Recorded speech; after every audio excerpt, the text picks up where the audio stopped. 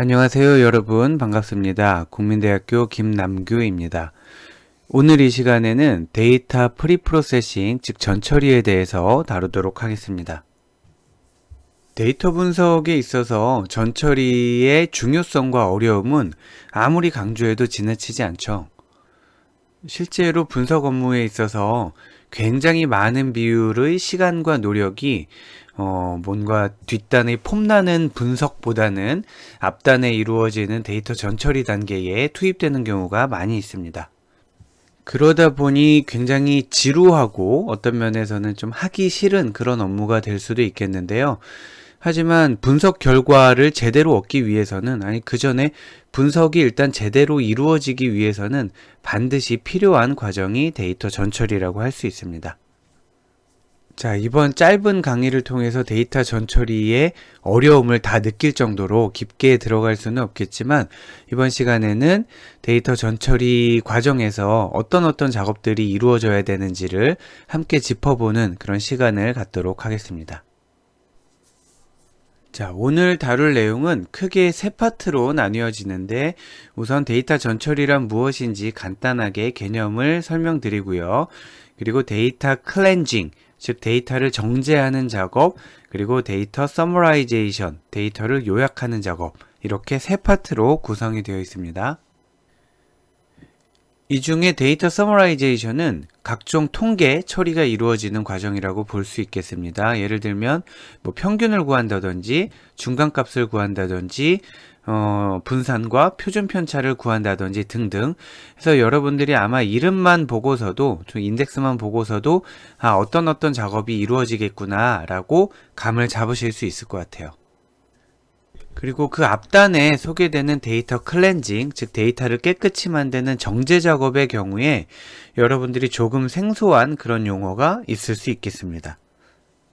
하나씩 언급만 해보면 데이터를 표준화한다는 것과 정규화한다는 것, 그리고 missing value, 결측값을 어떻게 처리할 건지, outlier, 극단값을 어떻게 처리할 건지, 그리고 여러 가지 지표들을 요약한 5 넘버 서머리란 무엇이고, 이때 IQR이란 무엇인지 등등을 살펴볼 예정이고요.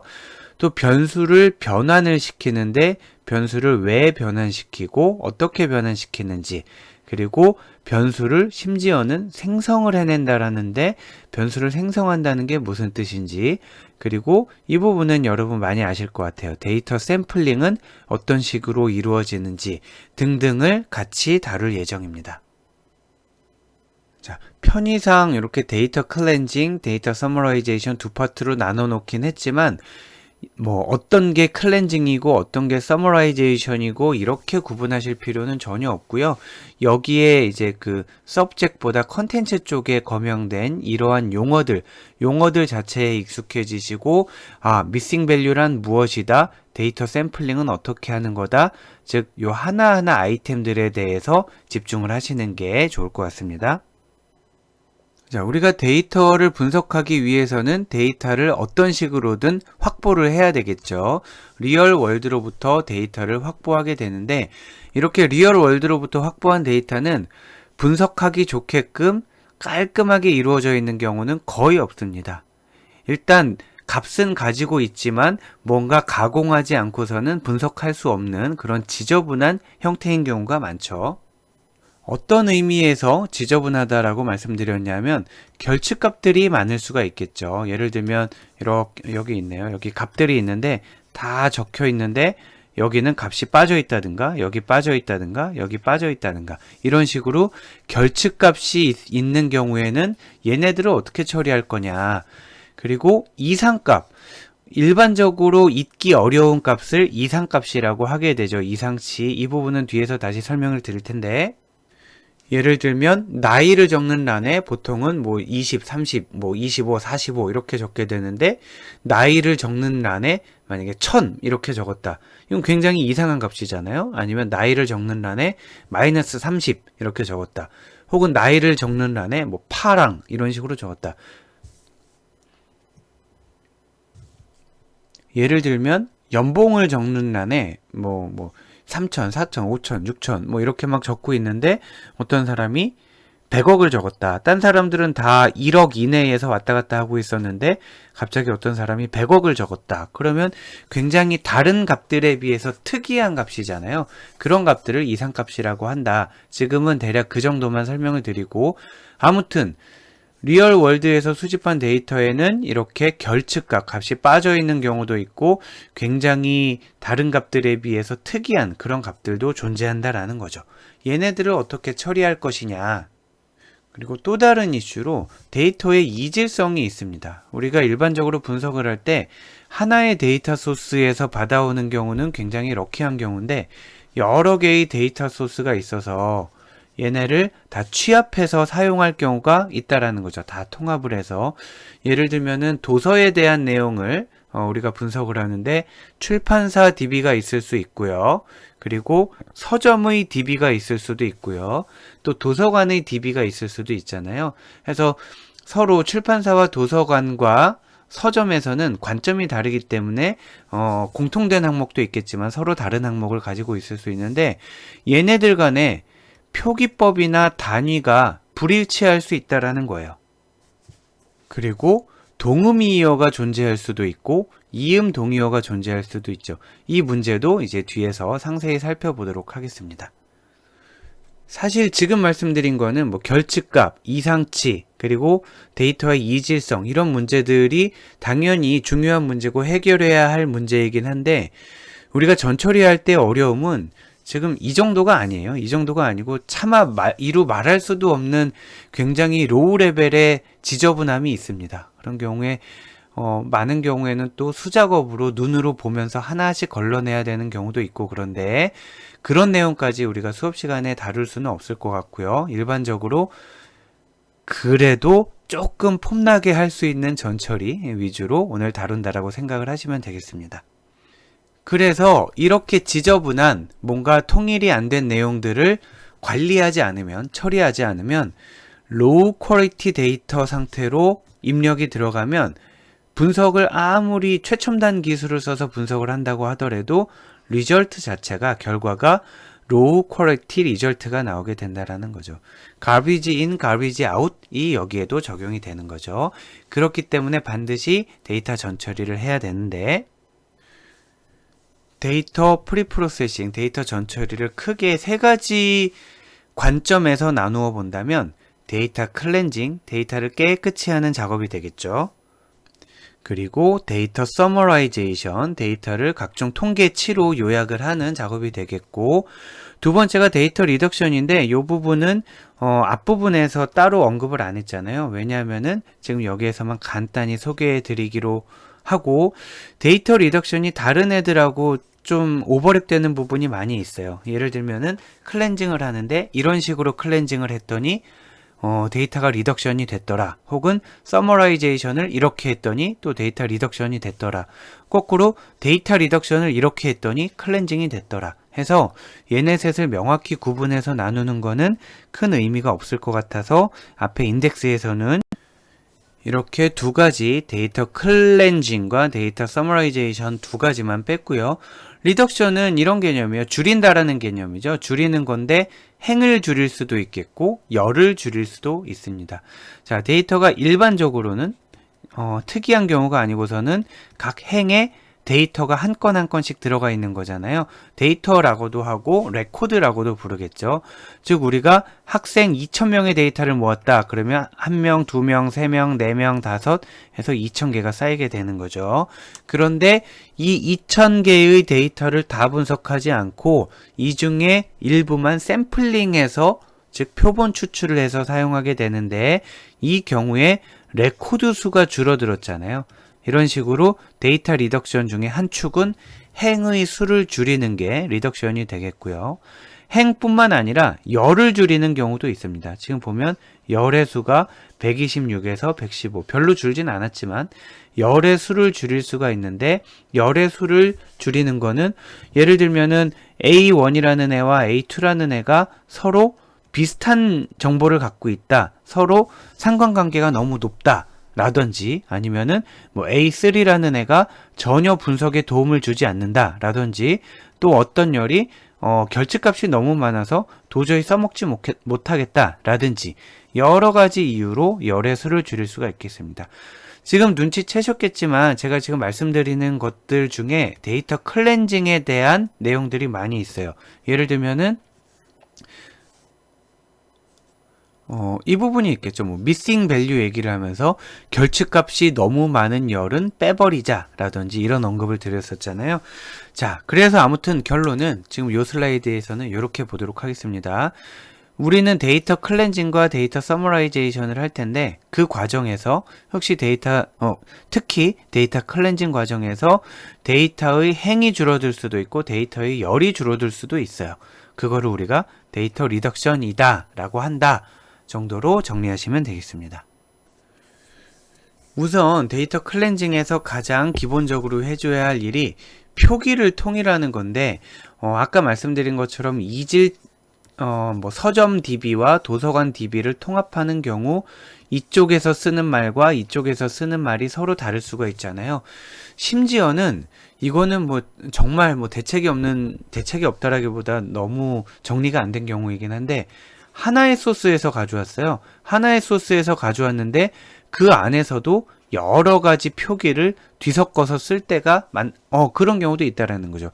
예를 들면은 여러분이 참고문헌 정리를 했는데 요건 이제 제 이름이죠. 요거를 풀네임으로 이렇게 쓰는 경우도 있고 어떤 경우에는 성을 먼저 쓰고 콤마 이름을 쓰는 경우도 있고 이니셜로 쓰는 경우도 있고 이렇게 쓰는 경우도 있고 네, 여러분이 논문을 썼는데 맨 뒷페이지에 참고문헌 정리를 했는데 봤더니 참고문헌 10개를 정리했는데 그 중에 1번 논문은 이런 식으로 써 있고 2번 논문은 이런 식으로 써 있고 이런 경우도 있잖아요. 해서 단일 DB라고 하더라도 표기법이 깨끗하게 통일되지 않은 경우가 물론 있지만 일반적으로는 단일 DB보다는 여러 DB를 모아서 통합을 할 때 서로 여러 가지 작성 규칙이 달라서 그 부분을 통일해 줘야 되는 경우를 지금 다루고 있습니다. 자, 우선 첫 번째로 학번이라는 게 있는데 우리 학교 예를 들어볼까요? 우리 학교에 복지관에 있는 어떤 DB가 있다라고 하고요.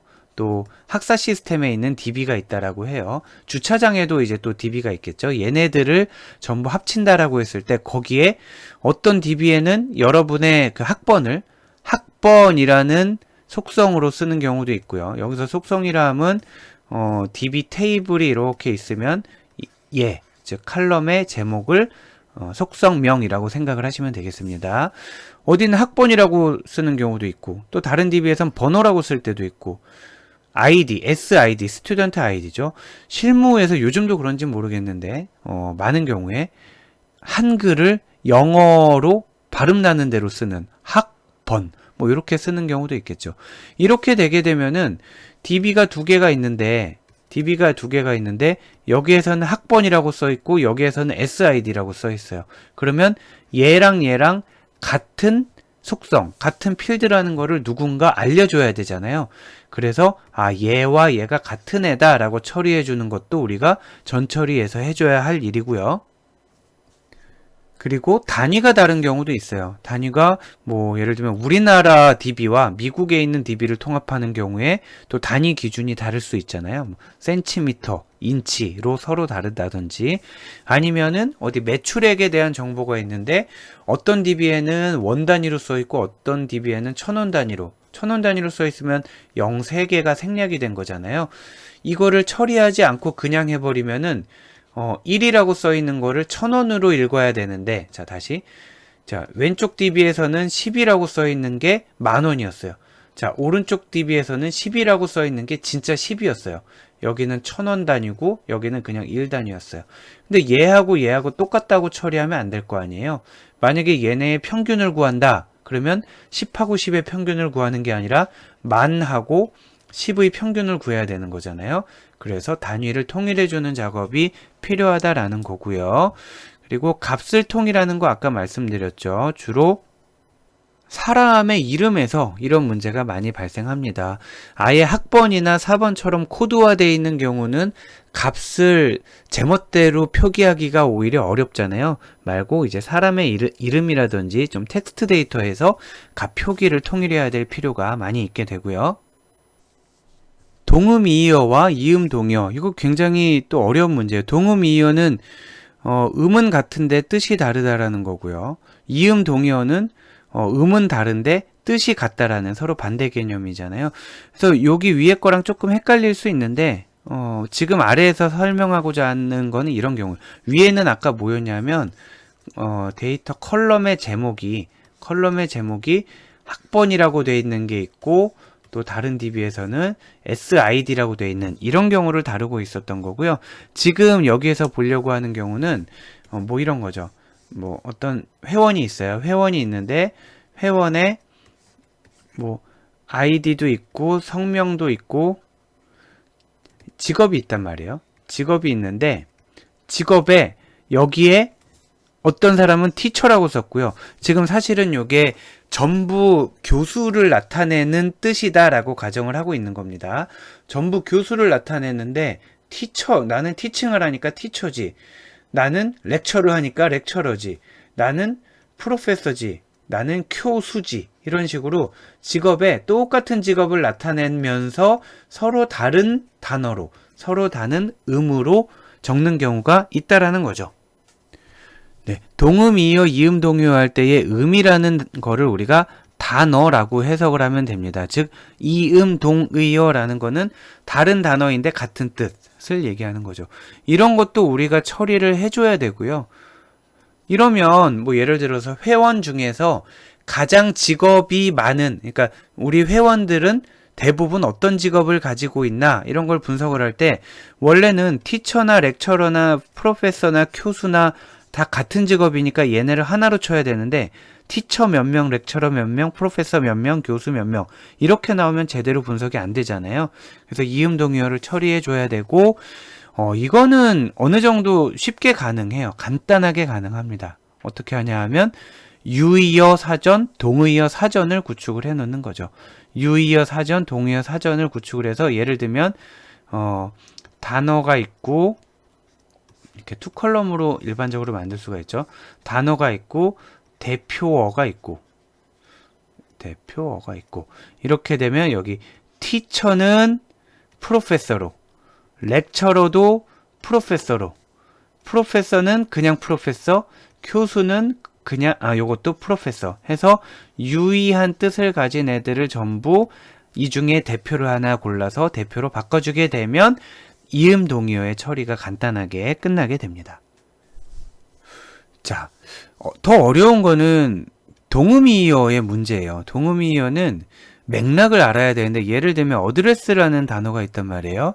어드레스라는 단어를 딱 떠올렸을 때 주소가 떠오른다. 이거는 우리 저희가 제일 처음에 어드레스라는 단어를 접했을 때 대표적인 뜻으로 알게 되는 게 주소잖아요. 만약에 어드레스라는 단어를 딱 떠올렸는데 연설, 스피치가 떠오른다. 이거는 영자신문을 좀 많이 보신 분일 가능성이 높고요. 만약에 어드레스를 했는데 이렇게 뭐 자세 잡다 이런 게 나오는데 이거는 이제 야외 운동을 많이 하시는 분들일 겁니다. 아무튼 어드레스라는 요 단어만으로는 무슨 뜻으로 쓰였는지 알 수가 없단 말이에요. 그렇기 때문에 앞뒤의 맥락을 보고 파악을 해야 되는데 그 부분은 굉장히 어려운 거죠. 근데 사실은 단어 하나만 보고 얘가 무슨 뜻이다. 그러니까 지금 같은 음인데 뜻이 다르게 쓰이는 경우잖아요. 자, 이런 경우는 예전 기술로는 어드레스라는 단어에 특히 워드넷, 나중에 이제 워드넷이라는 것도 보게 될 텐데 어드레스라는 단어가 1. 주소, 2. 연설, 3. 가리키다 뭐 이런 식으로 여러 가지 뜻을 갖는다라고까지만 정리해두는 움직임이 있었다면 요즘에는 딥러닝이 가능하기 때문에 딥러닝으로 자연어 처리를 하면서 앞뒤 맥락 그리고 위아래 맥락까지 살펴볼 수가 있기 때문에 동음이어도 자연스럽게 처리가 되죠. 아무튼 우리가 지금 전처리 단계에서 정리하는 수준은 이 정도만 하시면 될 것 같아요. 이음동의어라는 게 있는데 즉 같은 뜻인데 다른 표현으로 쓰는 경우가 있다라는 거죠. 이런 경우는 유의어 사전을 통해서 해결을 할 수가 있겠고, 또 동음이어라는 게 있다. 요거는 같은 단어인데 여러 가지 뜻으로 쓰이게 되는데 이거는 전처리 단계에서 해결하기는 어려워요. 하지만 이런 게 있다라는 건 알고 있고 얘네가 어떤 뜻인지 알기 위해서는 맥락을 봐야 되는데 그거는 다른 기술이 필요하다. 전처리 단계에서는 동음이어가 있을 수 있다라는 정도만 알고 넘어가시면 될 것 같아요. 자, 그리고 표기를 통일하는 마지막 하나, 옵젝 매칭. 이거는 조금 더 어려운 거고, 여기 방금 이제 통계 기반, 온톨로지 기반 이렇게 있었는데, 요 내용은 오히려 조금 헷갈릴 것 같아서 제가 방금 뺐고요. 통계 기반 옵젝 매칭이라는 건 또 뭐냐면, 역시 다른 DB가 이렇게 두 개가 있어요. 다른 DB가 두 개가 있는데, 한쪽에 이렇게 봤더니, 여기 나이가 써 있어요. 나이가 27, 42, 38, 막 이렇게 나이가 써 있어요. 그런데 이쪽 DB는 좀 불친절한 DB였어요. 불친절한 DB라서 여기 필드명이, 여기는 이제 age라고 적혀 있었겠죠. age라고 적혀 있었는데 여기는 필드명이 적혀 있지 않고 필드 1, 필드 2, 필드 3, 뭐 컬럼 1, 컬럼 2, 컬럼 3 이렇게 써 있었어요. 예를 들어서 혹은 전혀 알 수 없는 단어로 써 있었어요. 그랬는데 여기에 뭐 30, 26, 뭐 45, 막 이런 식으로 써 있었단 말이에요. 그러면은 과연 이 컬럼이, 이 속성이 이쪽 DB에서는 무엇에 해당하는 걸까라는 거를 매칭을 해볼 수가 있는데 그때 이제 온톨로지라는 게 사용될 수도 있고 또 여러 가지가 사용될 수 있는데 일반적으로는 통계 기반으로 한다라는 거죠.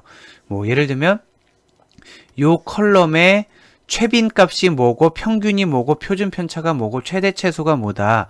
그런데 요 컬럼도 봤더니 평균, 최대, 최소, 표준 편차 등등을 구해 봤더니 얘와 얘가 굉장히 유사하더라. 그러면은 아마 이 데이터가 결국 요 컬럼을 얘기하는 게 아니었을까? 라고 매칭을 할 수 있다라는 거죠.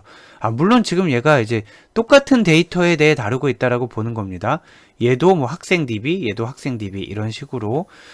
자, 그런데 물론 이거 오류는 있죠. 이렇게 해서 비슷하다고 생각해서 뭐 이렇게 age라고 했는데 봤더니 이게 뭐 몸무게였어요. 뭐 이렇게 해서 잘못 판단하는 경우도 있기 때문에 굉장히 조심스러운 거고 아마 우리가 전처리를 하는 과정에서 이런 전처리를 하게 되지는 않을 겁니다. 이거는 별도의 분야가 있어요. 뭐 스키마 인티그레이션이라고 해서 별도의 영역이 있을 정도로 좀 중요하지만 굉장히 어려운 이슈고요.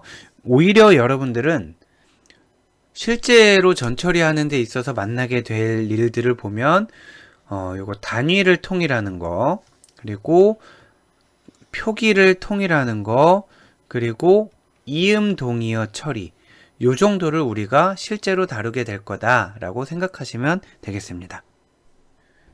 자, 다음은 데이터를 표준화하는 것, 그리고 정교화하는 것에 대해서 굉장히 관련된 개념이기도 하고요. 헷갈리는 개념이기도 한데 한꺼번에 보도록 할게요. 표준화와 정교화에 대해서 살펴보는데 이걸 왜 하냐면 수치형 데이터가 단위가 불일치하기 때문이라는 거예요. 그럼 이거 앞에서 단위가 불일치하는 거 하지 않았어요? 이거랑은 좀 다른 게 이거는 뭐 이런 거죠. 센티미터로 쓸 거냐, 미터로 쓸 거냐, 킬로그램으로 쓸 거냐, 그램으로 쓸 거냐 이런 문제를 얘기했던 거고요. 지금 여기서 얘기하는 데이터 단위의 불일치는 사실은 단위라기보다 그 스케일의 차이가 있다라는 거예요. 자, 연봉의 스케일, 키의 스케일, 체중의 스케일 얘네끼리는 뭐 통일을 할 수 있는 게 아니잖아요.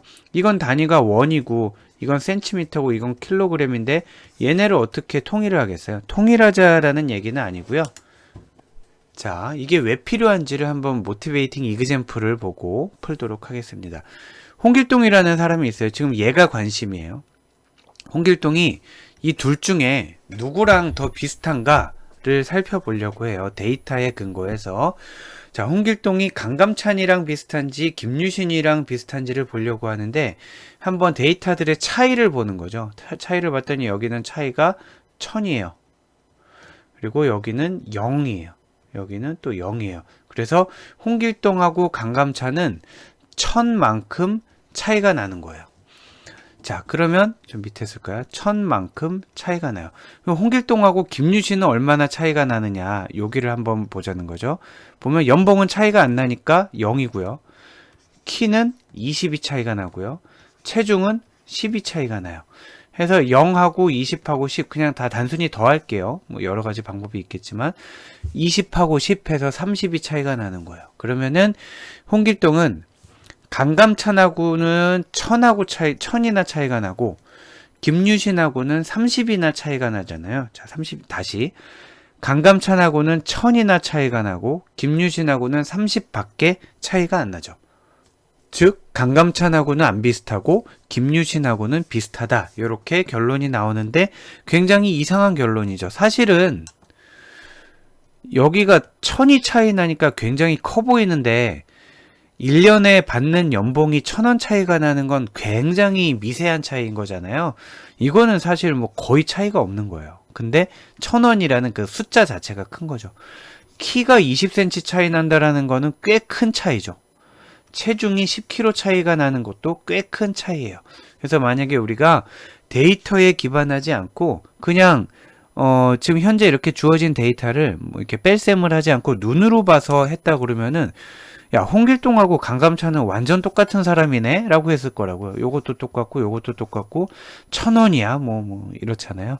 자, 이런 차이가 왜 생겼냐 하면 단위의 스케일이 다르기 때문이라는 거예요. 자, 보면 여기에서의 원 단위와 여기에서의 키 단위, 체중 단위가 스케일이 다르다. 수치형 데이터의 스케일을 그래서 통일을 해야 되는데 그 수단으로 쓰이는 게 사실은 정규화입니다. 자, 정규화란 무엇이냐면 데이터를 특정 구간으로 바꾸는 척도법이 되겠어요. 예를 들면 이 연봉 데이터를 수많은 사람의 연봉 데이터를 0에서부터 1로 압축을 시키는 거죠. 뭐 제일 작은 사람이 0, 제일 높은 사람이 1 이렇게 되겠죠. 혹은 뭐 키도 마찬가지고요. 0에서 1까지로 할 수도 있고 마이너스 1에서 1까지로 할 수도 있고 정확히 나름이죠. 0에서 1000까지로 우리가 압축을 시킬 수도 있어요. 그래서 수치형 데이터를 일정한 스케일 안으로 집어넣는 과정을 우리가 정규화라고 하고요. 요거를 우리가 특별하게 원하는 방식으로 할 수도 있고 대부분은 툴에서 옵션으로 수치형 데이터에 대한 분석을 할 때 정규화 옵션을 뭘 쓸 거냐, 뭐 예를 들면 민맥스 정규화를 쓸 거냐 등등을 선택만 해주면 되게 됩니다. 아무튼 수치형 데이터는 정규화를 통해서 우리가 스케일을 일치시켜 줘야 된다라고 정리하시면 되겠어요. 그런데 우리가 이 정규화를 하면서 똑같은 제가 지금 설명을 하면서 계속 정규화라고 그랬잖아요. 그러니까 노멀라이제이션이잖아요. 근데 똑같이 설명을 하면서 그거를 어떤 책이나 블로그 등에서는 표준화를 한다라고 표현을 하기도 해요. 그리고 스탠다디제이션을 한다라고 표현을 하기도 하는데 완전 틀린 말은 아닌데 사실은 틀린 말, 정확한 표현은 아니라고 생각을 하셔야 되겠습니다. 취지가 다른데 표준화는 데이터가 평균을 기준으로 얼마나 떨어져 있는지 나타내는 척도법이에요. 예를 들면 우리 이런 거 많이 했었잖아요. 자, 표준화할 때 어떤 관측치가 있으면 개 빼기 평균 나누기 표준 편차. 그래서 이게 만약에 뭐 1이다 그러면 1시그마라고 하고 2다 그러면 2시그마라고 하고 이렇게 되잖아요. 그래서 이거를 Z스코어로 할 수도 있고 T스코어로 할 수도 있고 이거는 통계 시간에 여러분들이 제대로 정확하게 배우실 거라고 생각을 하고 여기에서는 표준화의 의미만 한번 언급을 다시 합니다. 자, 표준화는 뭐냐면 어떤 값이 평균에서 얼마나 떨어져 있는지에 관심이 있는 거죠. 자, 평균과 그 값이 얼마나 차이가 나냐 그리고 그거를 뭘로 나누느냐에 따라 조금 달라질 수 있는데 지금 여기는 표준 편차로 나눴어요. 이렇게 해서 만들어진 분포를 우리가 표준 정규 분포라고도 부르죠. 자, 그래서 표준화는 굳이 지금 뭐 수치형 데이터의 스케일 통일 이 용도로 사용된 게 아니라 통계학 분야에서 일반적으로 원래부터 사용되던 거예요. 자, 다시 한번 읽어볼까요? 표준화는 데이터가 평균을 기준으로 얼마나 떨어져 있는지를 나타내는 건데 표준화를 하다 보니 스케일이 자연스럽게 통일이 된 거죠. 자, 표준화를 하다 보니 스케일이 어느 정도 낮아지게 통일되게 되는 거예요. 예를 들면 요거 한번 해보세요. 관측지 빼기 평균 나누기 표준 편차. 얘도 해보시고 얘도 해보시고 그러면 얘네들 값이 얼추 비슷한 범위로 들어오는 것을 볼 수 있습니다. 자, 그래서 뭐라고 정리하시면 되냐면 표준화는 원래부터 사용되던 개념이고요. 자, 평균을 기준으로 얼마나 떨어져 있는지, 그리고 정규화는 수치형 데이터를 통합해서 분석하기 위해서 스케일을 통일을 해야 되는데 그 수단으로 쓰이는 게 정규화예요. 얘네들 간의 관계를 굳이 얘기하자면 정규화를 하는 여러 가지 방법들이 있는데 표준화를 하더라도 어느 정도 정규화가 되더라. 이렇게 보시면 되겠어요. 즉 표준화를 하고 나서 봤더니 나도 모르게 정규화가 됐더라. 이렇게 보시면 되겠습니다. 두 가지는 조금 다른 개념이에요. 자, 방금 표준화에 대해서는 앞 페이지 설명하면서 간단히 설명이 됐고요. 오히려 정규화를 여러분들이 해보시지 않았을 가능성이 큽니다. 이거는 우리 고등학교 때 많이 해봤을 거잖아요. 자, 정규화 중에 가장 쉽고 직관적인 게 민, 맥스 정규화인데 같은 값의 범위로 압축을 시키는 거라고 했잖아요. 예를 들면은 처음에 정규화 전에는 마이너스 무한대에서 플러스 무한대에 정해지지 않는 범위를 갖고 있었는데 얘네를 우리가 지정한 값, 예를 들면 0에서 1 사이의 값으로 정규화를 할 수 있다라는 거죠. 그 식은 쓰고 나면 이렇게 복잡한데 사실은 굉장히 간단해요. 뭐냐면은 가장 작은 값을 원래 이제 마이너스 무한대에서 플러스 무한대라고 했잖아요. 그런데 실제 우리가 데이터를 받아보게 되니까 여기에서 보면 제일 작은 값이 4천만이고 제일 큰 값이 4천만 1000이잖아요. 여기에서 제일 작은 값은 70, 여기에서 제일 큰 값은 80 해서 데이터를 받아보게 되면 최소값과 최대값은 얼마든지 구할 수 있죠. 자, 최소값과 최대값을 구했어요. 자, 이론상으로는 마이너스 무한대 플러스 무한대지만 실제로는 우리가 관측한 최소값과 최대값이 있어요. 그거를 우리가 원하는 값으로 압축을 시키겠다라는 건데 예를 들면 0에서 1로 정규화를 한다. 그러면 어떻게 되냐면 지금 우리한테 주어진 데이터 중에 최소값이 만약에 3만이다. 그러면 얘를 0으로 바꾸겠다라는 거고요. 최대값이 8만이다. 그러면 얘를 1로 바꾸게 되는 거예요. 그러면 나머지 애들은 어떻게 되느냐? 나머지 애들은 요 거리에, 요 차이에 비례해서 하게 되는데 예를 들면 3만하고 8만의 평균이 얼마인가요? 5만 5천인가요? 그러면은 5만 5천이다.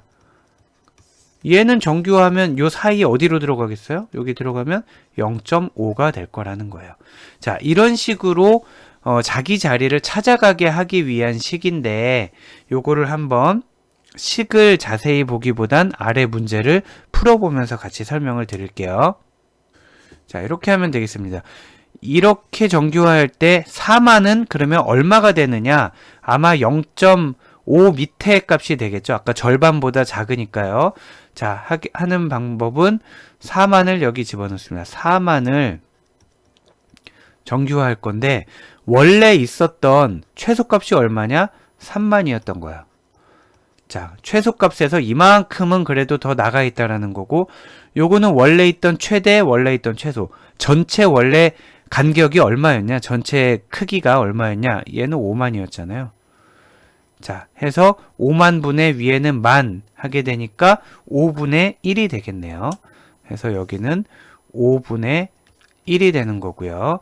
그 다음에 new max는 1 빼기 new min은 0. 1에서 0 사이로 하는 거니까 얘는 그냥 1이 돼서 무시해도 되겠고요. 그 다음 new min이 0이었잖아요. 그러니까 0부터 출발하는 거니까 얘도 무시되는 거죠. 그래서 답은 0.2가 되겠습니다. 자, 이런 단순한 과정을 거치면 아까 연봉, 몸무게, 신장 등등을 이런 과정을 거치면 전부 0에서부터 1 사이의 값으로 압축이 되게 될 거고요. 만약에 그런 상태에서 뭐 예를 들면 얘가 0, 0, 뭐 1, 0 이게 좀 너무 010만 하니까 그런가요? 만약에 이거 0.2, 0.7, 뭐 0.1, 0.1 뭐 이런 식으로 0에서 1 사이의 값으로 전부 정규화가 돼 있다면 그때 홍길동은 강감찬, 김유신 중 누구와 더 유사한가를 아까 했던 방식으로 뺄셈을 해서 걔네들을 가지고 측정을 한다 하면은 우리가 상식적으로 알 수 있는 답과 같게 홍길동은 강감찬하고 더 비슷하다라는 답이 나오게 됩니다. 물론 정규화 방법이 이렇게 민맥스만 있는 건 아니고요. 민맥스가 많이 쓰이긴 하죠. 하지만 민맥스만 있는 건 아니고요.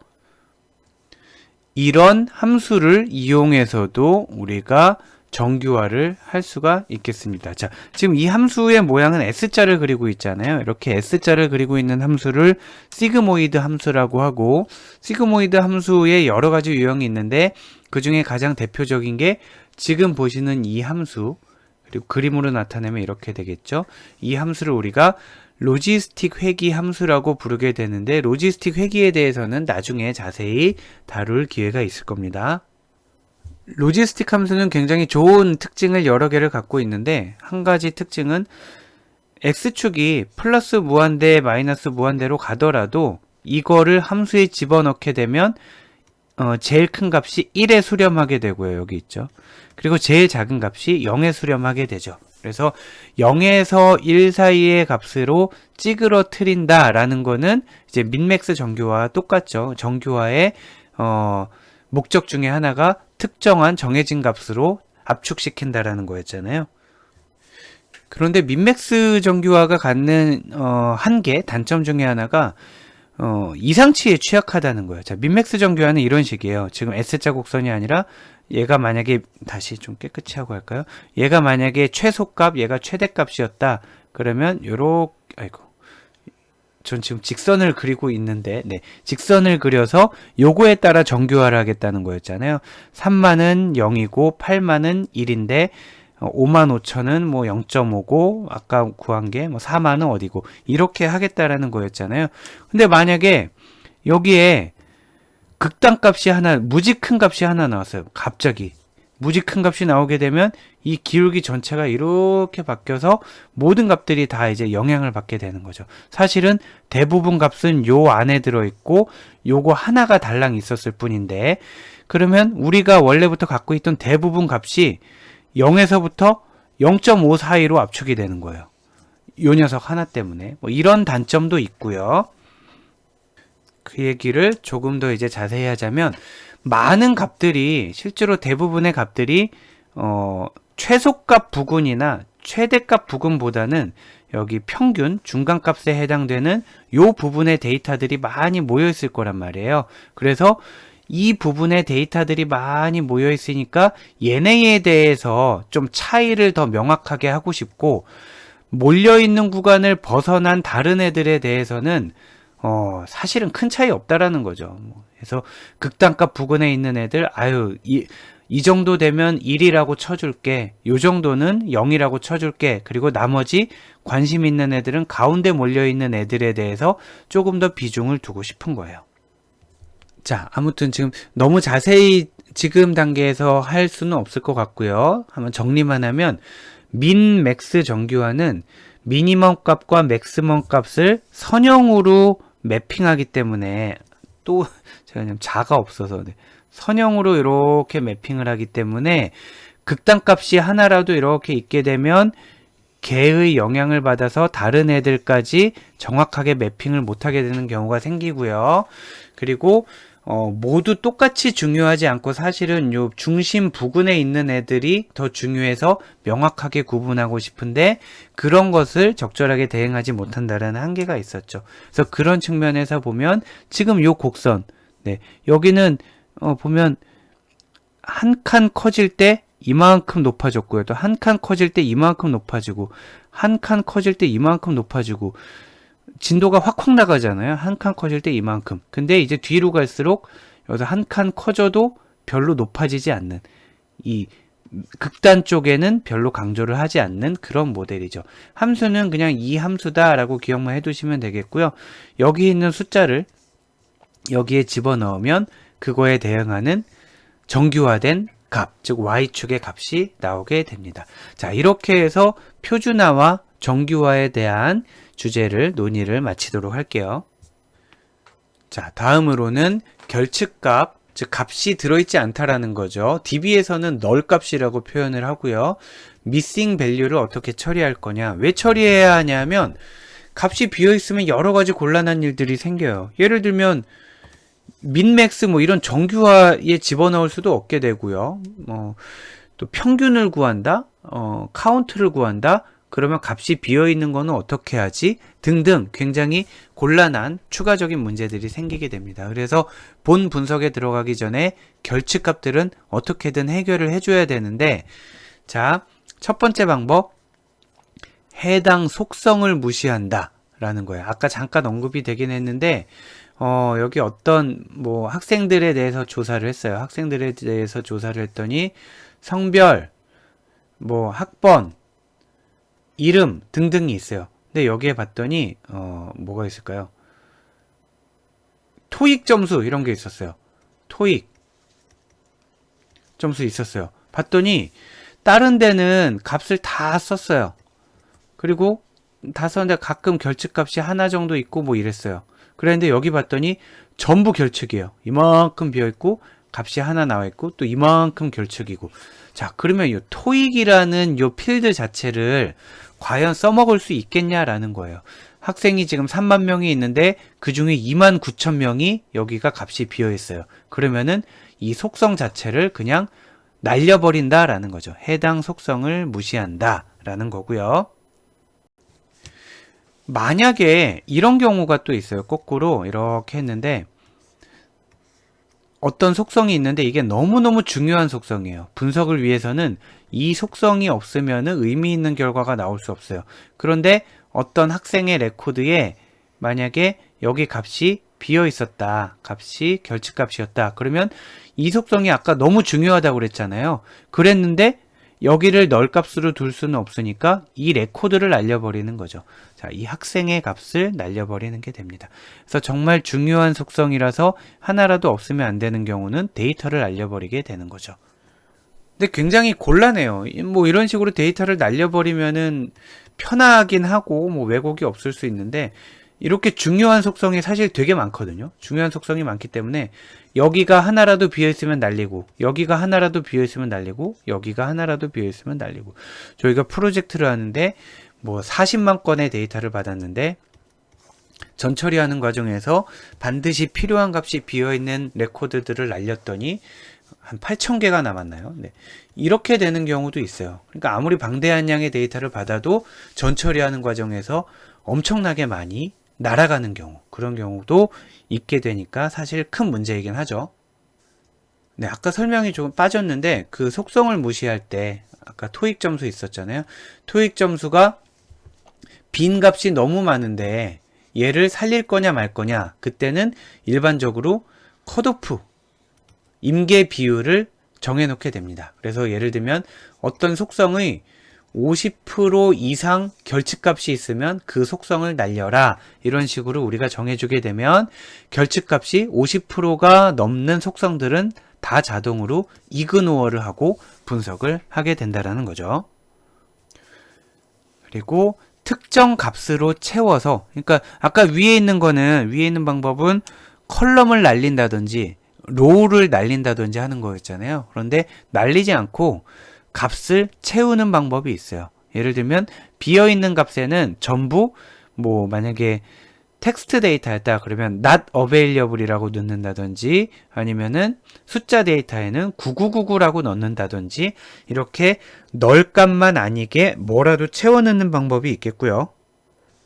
실제로는 이 두 방법을 많이 사용하게 됩니다. 예를 들면은 아까 어떤 그 학생 DB가 있을 때 여기 뭐 1000명이 있었어요.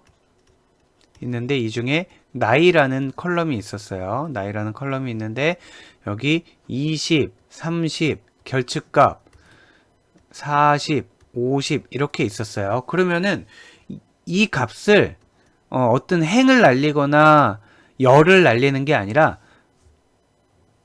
뭔가를 채워 넣는 건데, 아까처럼 동일한 값을 아무거나 채워 넣는 게 아니라 얘 지금 평균이 얼마인가요? 평균을 구해보면 35가 되나요? 네, 35. 평균값으로 채워 넣겠다라는 거예요. 또 비어있으면 또 35. 이렇게 평균값으로 채워 넣는 거고요. 그런데 만약에 뭐 여기 혈액형이다. A형이다, B형이다, AB다, 뭐 A형이다, A형이다, O형이다 이렇게 돼 있잖아요. 그러면 이건 평균이라는 걸 구할 수가 없잖아요. 그래서 이렇게 명목형 변수인 경우에는 최빈값, most frequent value를 얘기하는 거죠. A가 제일 많이 나왔잖아요. 그래서 만약에 여기 결집값이 하나 있게 되면 아마 얘도 그동안 A가 많이 나온 거 봐서 A가 아니었을까? 라고 채워놓는다라는 거죠. 그래서 결집값을 채우는 가장 대표적인 방법은 구간형 변수는 평균값을 넣고요. 명목형 변수는 최빈값을 넣는 게 가장 일반적입니다. 또는 조금 더 나아가서 이런 방식으로 넣을 수도 있을 것 같아요. 예를 들면은 성별이 있고요. 성별이 있고 나이가 있고 뭐 이름이 있고 이렇게 있었겠죠. 이렇게 셋만 적을게요. 그런데 남자, 여자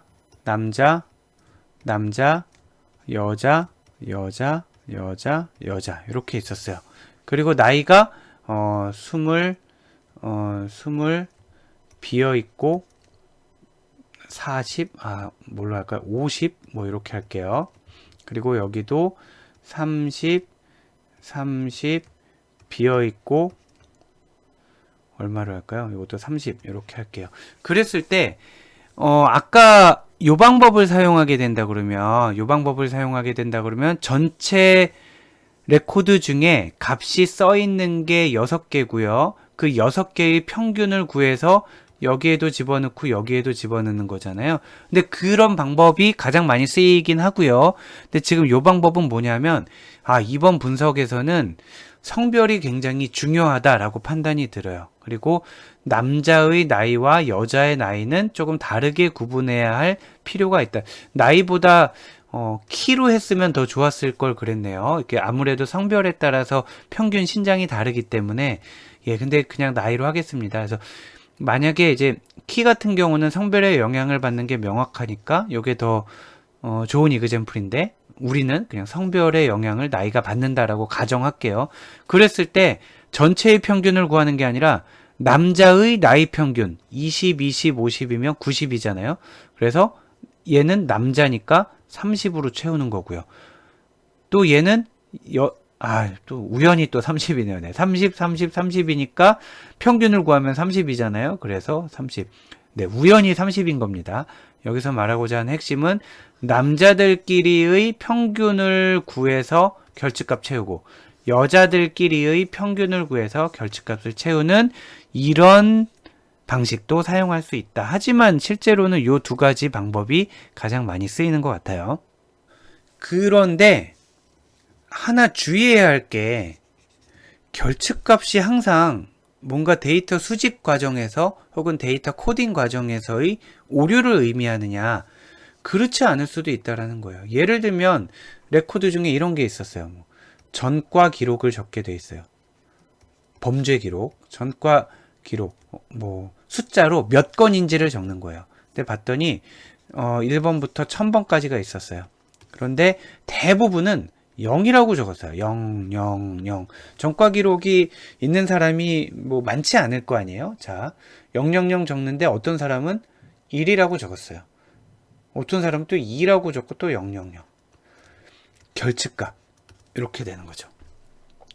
그러면은 이 결집값이 과연 뭘까? 그러면 우리가 알고 있는 방법을 쓴다 그러면은 속성의 평균값을 써야 되잖아요. 그러면 대부분이 전과 기록이 0이니까 1인 사람도 있고 2인 사람, 솔직한 사람이었겠죠. 죄를 지었지만 솔직한. 해서 얘네들의 평균을 구해보면 0이 압도적으로 많을 거기 때문에 0. 얼마가 나올 거란 말이에요. 그래서 얘가 구간형 변수였다 그러면 0.01 정도가 들어갈 수 있고요. 명목형 변수였다 그러면 최빈값을 사용하니까 0으로 들어가게 되는 거죠.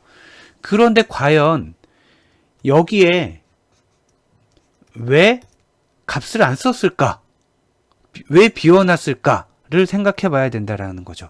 그건 아마 전과 기록이 0이 아니기 때문에 1이라든지 2라든지 5라든지 10이라든지 전과 기록이 있는 사람이 직접 쓰기가 민망해서 안 썼을 가능성이 있다라는 거죠. 그럼 이런 경우에 그냥 평균으로만 하면 안 되겠죠. 또 비슷한 경우가 있죠. 아까 그 토익 점수 같은 경우에 보면 실제로 우리 학부과정 경우에 그래요. 학부생들 한 1학년 정도 네, 토익 점수, 그러니까 본인이 획득한 토익 점수를 넣으라고 하면 어떤 사람은 뭐 800도 적고요, 700도 적고, 900도 적고 막 이래요. 그래서 예전에 실제로 이제 이랬던 사례가 있었다고 그랬는데 그 토익 점수를 졸업 요건으로 넣기 위해서 1학년 학생들이 자기가 갖고 있는 토익 점수를 다 입력하게 해서 그 평균을 내서 그거를 이제 졸업 요건으로 걸었다라고 해요. 근데 봤더니 토익 점수를 이렇게 적은 사람도 있고요. 안 적은 사람들도 있어요. 자, 그래서 적은 사람들 거의 평균으로 여기를 다 채우는 거죠.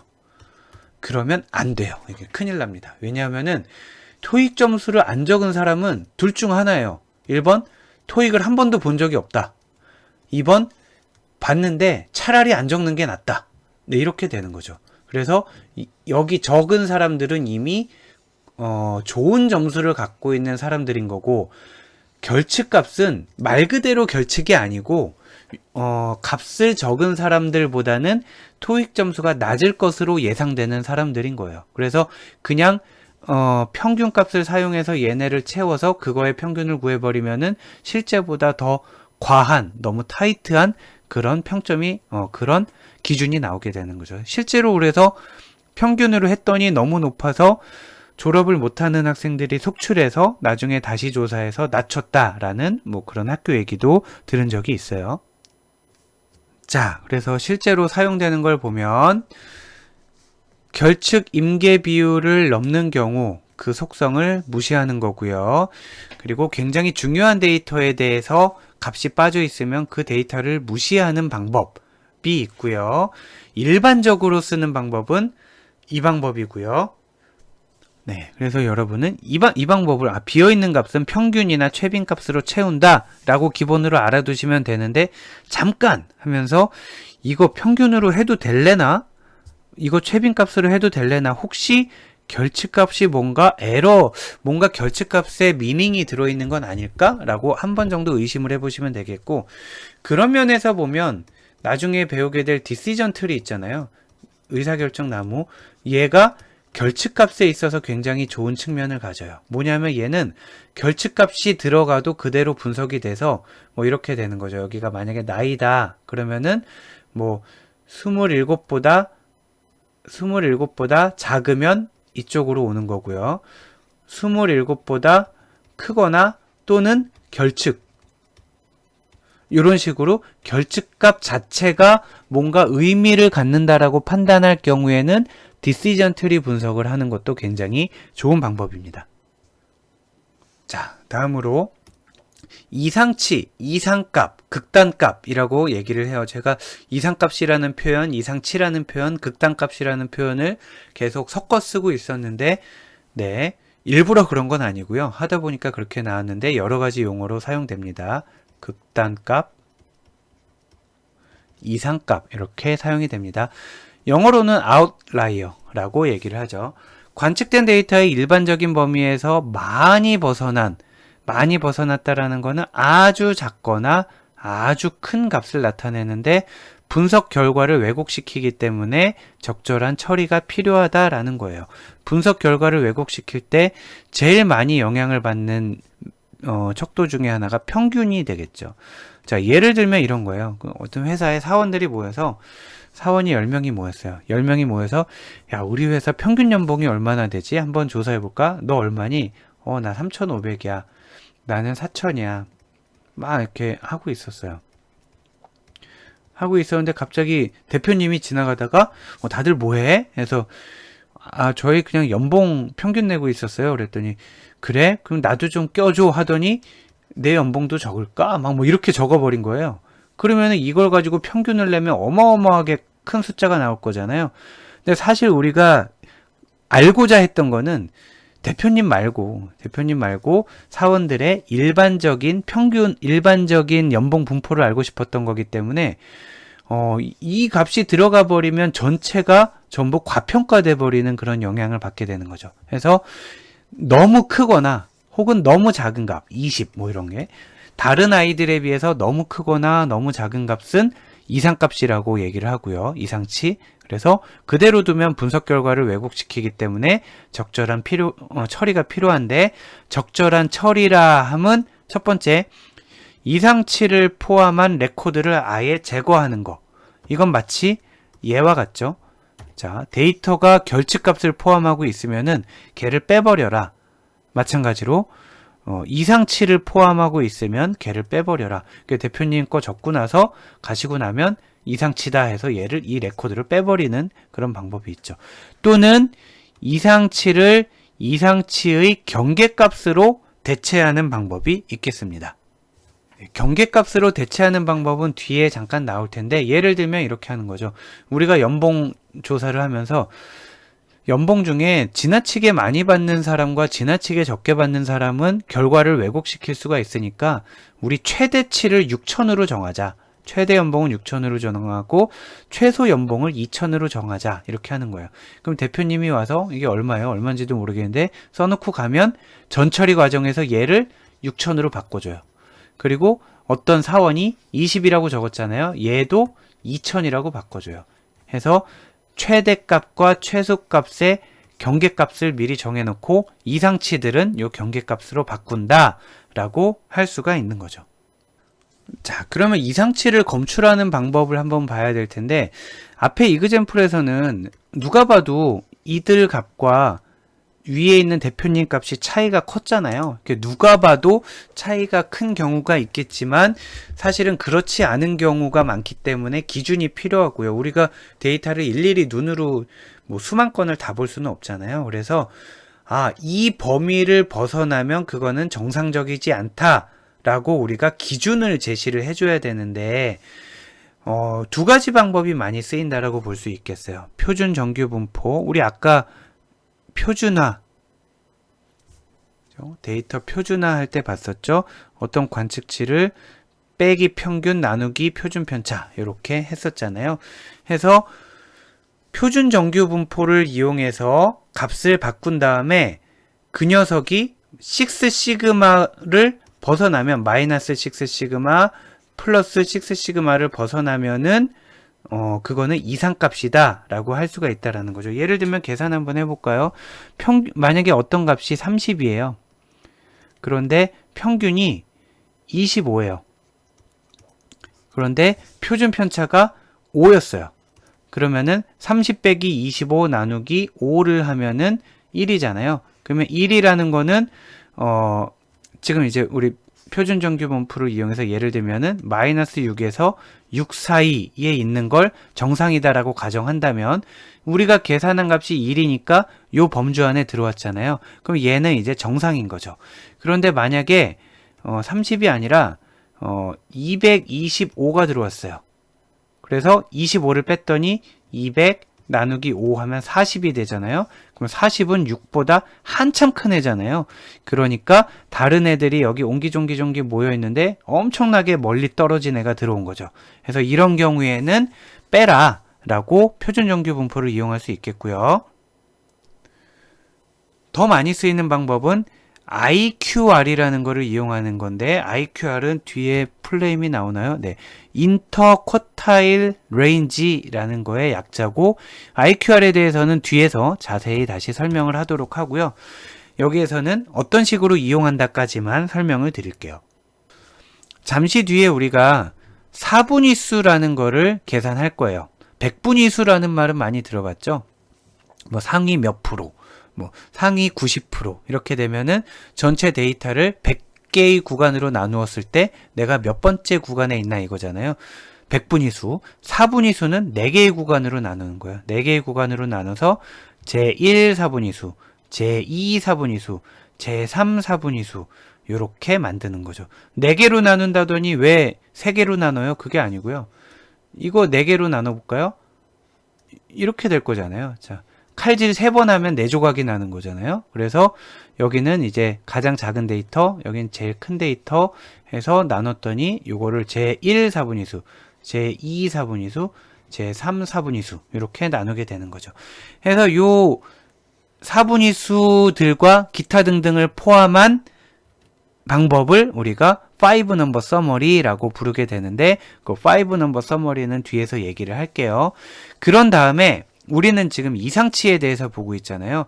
이상치는 어떻게 계산할 거냐면 뒤에 다시 설명을 하겠지만 여기서부터 여기까지 요거를 우리가 IQR이라고 불러요.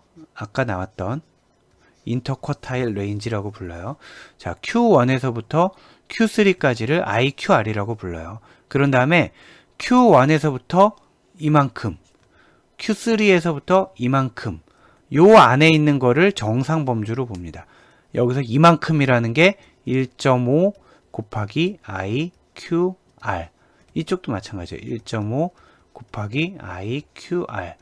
그래서 Q1, Q2, Q3를 구한 다음에 Q3 빼기 Q1을 하게 되면 IQR이 나오게 되고요.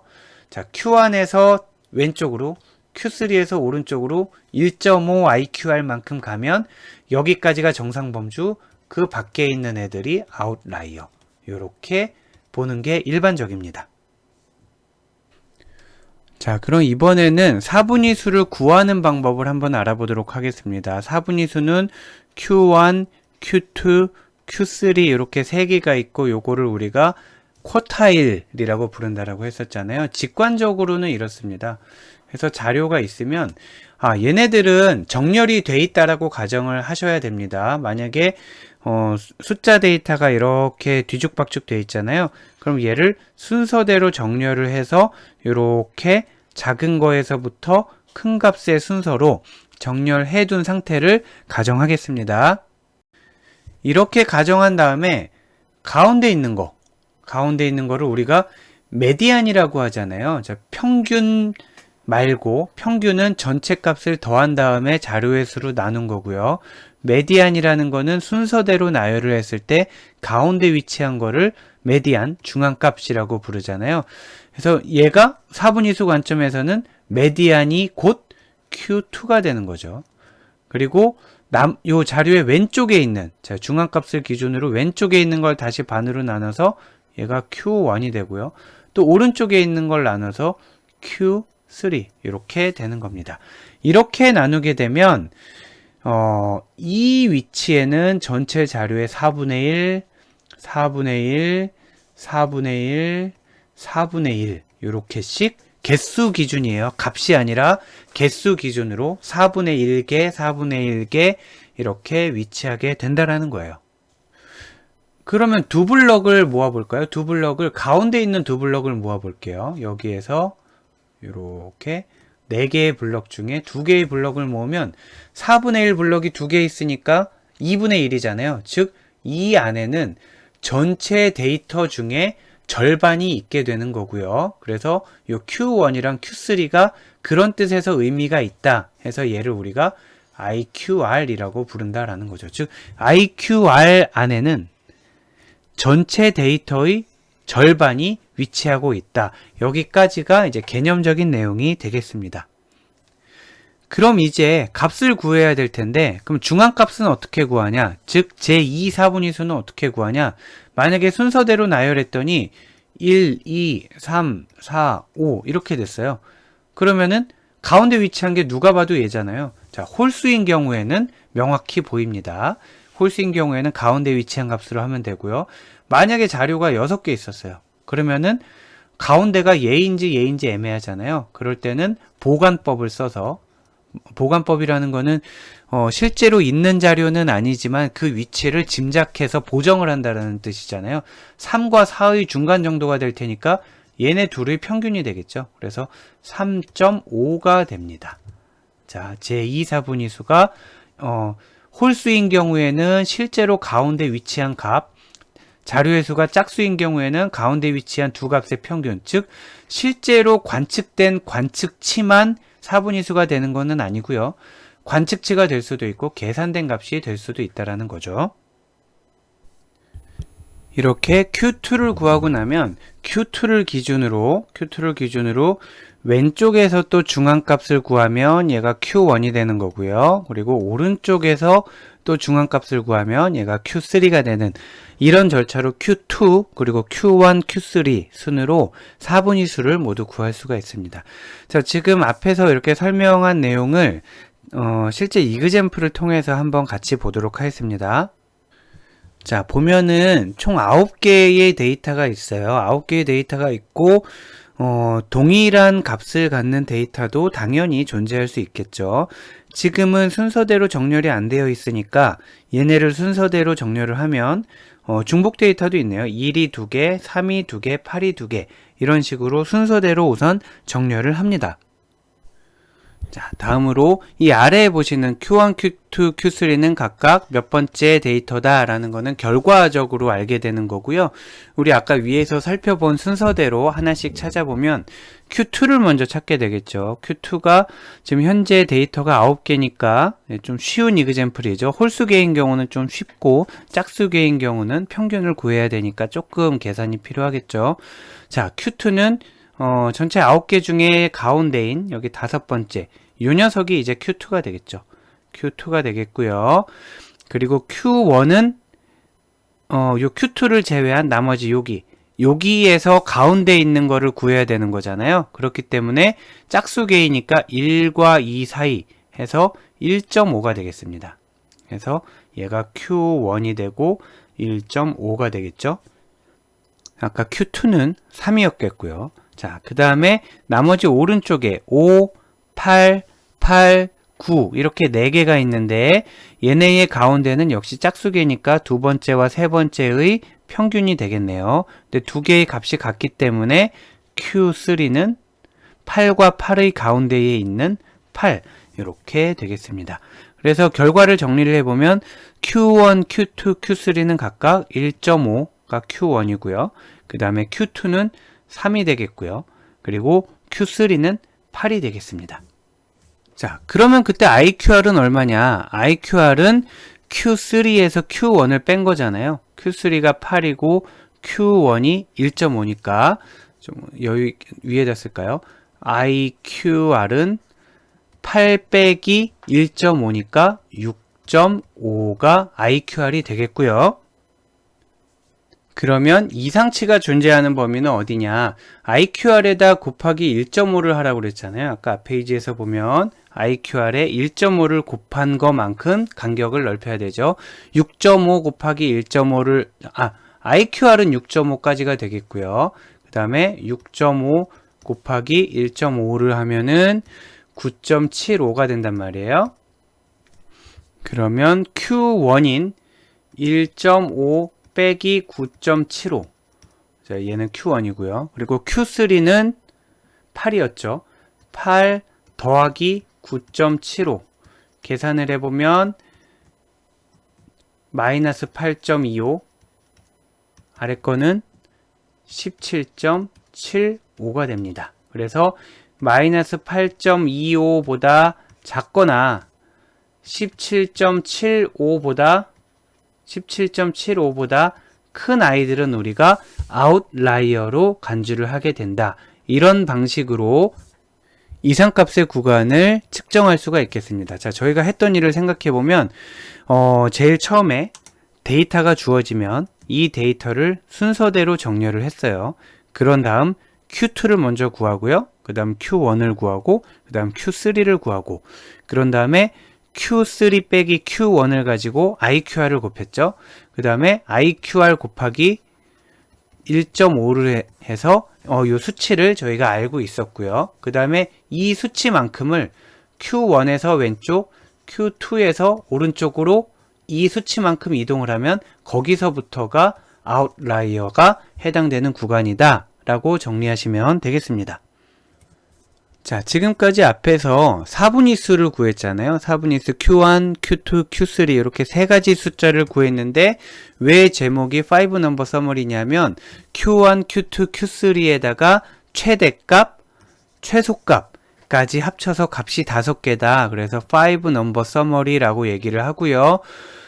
이렇게 5 넘버를, 즉 5개의 숫자를 도식화하여 나타낸 아주 요긴한 그림이 있습니다. 얘를 우리가 상자 수염 그림이라고 하고 박스 앤 위스커 플롯이라고도 부르고 혹은 간단하게 박스 플롯이라고도 부릅니다.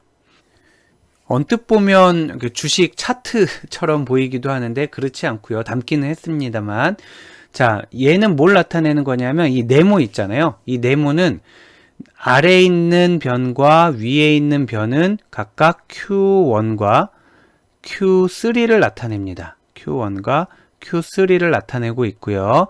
거기에 꼭 가운데는 아니고, 지금 얘 보면 여기는 지금 가운데처럼 보이죠? 근데 하지만 얘는 가운데보다 아래고 얘는 가운데보다 위잖아요. 아무튼 요 네모 안에 가로로 그어져 있는 요 선, 얘가 Q2가 됩니다. 그러니까 제2사분위 수이면서 중위수이기도 하죠. 메디안 값을 얘기하게 됩니다. 자, 그래서 Q1과 Q3 사이에는 전체 자료의 50%가 있다라고 그랬잖아요. 그렇기 때문에 전체 자료 수 중에 50%가 요 안에 있게 되는 거고요. 또 여기도 전체 자료의 50%가 이렇게 있게 되는 거죠. 그리고 요 선은 전체 자료 중 중간 순위를 차지하는 애가 어디쯤 위치하는지를 나타내고 있습니다. 그런 다음에 얘네를 우리가 지금 칠한 부분을 상자라고 하고 이렇게 길게 늘어진 부분을 수염이라고 하게 되는데, 수염 부분을 다시 설명을 드리면은 수염에 점점점 가서 여기 짝대기 있는 요 부분은 최대값이고요. 또 수염에서 쭉쭉쭉 내려와서 이렇게 있는 부분은 최소값이 되겠어요. 그런데 지금 4개의 그림이 하나랑 나머지 3개가 서로 좀 다르잖아요. 보면은 오른쪽에 있는 3개의 그림은 이렇게 상자랑 수염만 있고, 왼쪽에 있는 그림은 점까지 있잖아요. 해서 점이 있는 애는 이상치가 존재하는 거고요. 점이 없는 애는 이상치가 존재하지 않는 겁니다. 그래서 점에 대해서만 설명하면, 우리가 IQR 곱하기 1.5만큼에서 그 이상치를 정의하는 기준을 만들었잖아요. 그 기준 밖에 있으면은 관측치를 점으로 표현을 해서 얘는 이상치다 라고 얘기를 하게 되고요. 그러면은 사실은 이상치고 뭐고 생각을 하지 않았다면은 지금 브랜치 1에서 최대값은 얘가 될 거예요. 그런데 이상치를 우리가 고려를 하기 때문에 브랜치 1에서는 이상치는 이상치대로 표현하고, 이상치가 아닌 나머지 값들, 정상 범주 안에 있는 아이들 중에서 제일 큰 값을 여기 선을 그어서 표현하게 되는 거죠. 즉, 이상치가 없는 경우에는 이렇게 선으로 나타낸 수염의 끝부분이 실제 최대값이 되는 거고요. 이상치가 있는 경우에는 이 수염의 끝은 이상치를 제외한 자료들 중, 즉 정상 범주에 있는 자료들 중의 최대값이 되겠습니다. 자, 그러면 아래에 있는 데이터를 가지고 상자 수형 그림을 한번 그려보도록 하겠습니다. 5 넘버 구하는 부분은 자료 개수도 9개로 아까 했던 거와 동일해서 조금 빠르게 진행을 해보면요. 자, Q2는 33이 되겠죠. 그리고 Q1은 요 사이에 있는 30, 그리고 Q3는 요 사이에 있는 36이 되겠습니다. 해서 여기 그냥 직접 그릴게요. 이렇게 그리면, 자, 그리면 Q1이 30 이렇게 되고요. 그리고 Q3가 36이 되고요. 그리고 마침 가운데에 Q2가 있게 되겠네요. 여기가 33 이렇게 되겠습니다. 그 다음에 IQR을 구하면 36에서 30을 빼야 되니까 IQR은 6이 될 거잖아요. 그러면 IQR에 1.5배를 곱하면 9가 될 거란 말이에요. 그러면 36 더하기 9는 45고요. 그리고 30에서 9를 빼면은 21이 되겠죠. 그 말인 즉슨 자료값 중에 45를 넘거나 21 아래에 있으면 그거는 이상치라는 얘기인데, 한번 보면 지금 데이터를 볼까요? 28, 29는 전부 21보다 크잖아요. 그렇기 때문에 이상치가 아래쪽으로는 없어요. 그래서 수염을 그려서 제일 작은 값인 28에서 끊어주면 되겠죠. 한편 위쪽은 어떤지 봤더니 37하고 50을 찍어줘야 되는데 최대값이 50이잖아요. 최대값이 50인데 걔는 아웃라이어의 기준을 넘어가 있단 말이에요. 그래서 50 부분은 점으로 찍어주게 되는 거고요. 37은 정상범주 안에 있죠. 37은 45보다 작으니까. 그래서 37, 여기 37까지가 수염의 끝이 되겠습니다. 그래서 이 상자 수염 그림의 아래쪽 부분에 수염은 28에 와 있고요. 요게 최소값이 되겠고요. 그리고 위쪽의 수염은 37에 와 있습니다. 이 값이 의미하는 거는 정상 범주 이내에 있는 관측치 중 최대값이 37이다 이 뜻이고, 실제 최대값인 50은 있긴 있지만 너무나 커서, 다른 애들에 비해서 너무나 커서 얘는 아웃라이어다, 이렇게 이해하시면 되겠습니다. 자, 지금까지 데이터 전처리에 있어서 가장 중요한 과정 중에 하나다라고 할 수 있는 이상치 처리, 그리고 결측값 처리, 이렇게 두 가지를 살펴봤는데, 이 두 가지 작업 중에 뭘 먼저 해야 될까요? 순서가 의미가 있을까요? 아니면 순서는 상관없이 상황에 따라서 아무거나 먼저 하면 될까요? 그 이슈에 대해서 같이 짚어보도록 하겠습니다. 자, 상황은 이렇습니다. 원래 주어진 초기 데이터는 1, 3, 4, 100 결측. 여기도 마찬가지예요. 1, 3, 4, 100 결측. 이렇게 있는데, 얘네를 결측값을 먼저 처리하고 그 다음 이상치를 처리하는 경우, 이상치를 먼저 처리하고 결측값을 처리하는 경우 결과가 어떻게 달라지는지를 보려고 하는 거예요. 참고로 지금 이그젠플에 있어서 100을 이상치라고 보겠습니다. 보니까 다른 데이터들에 비해서 숫자가 크잖아요. 그리고 얘를 얼마로 대체할 거냐 하면 50으로 대체하려고 해요. 그 경우에 한번 살펴보겠습니다.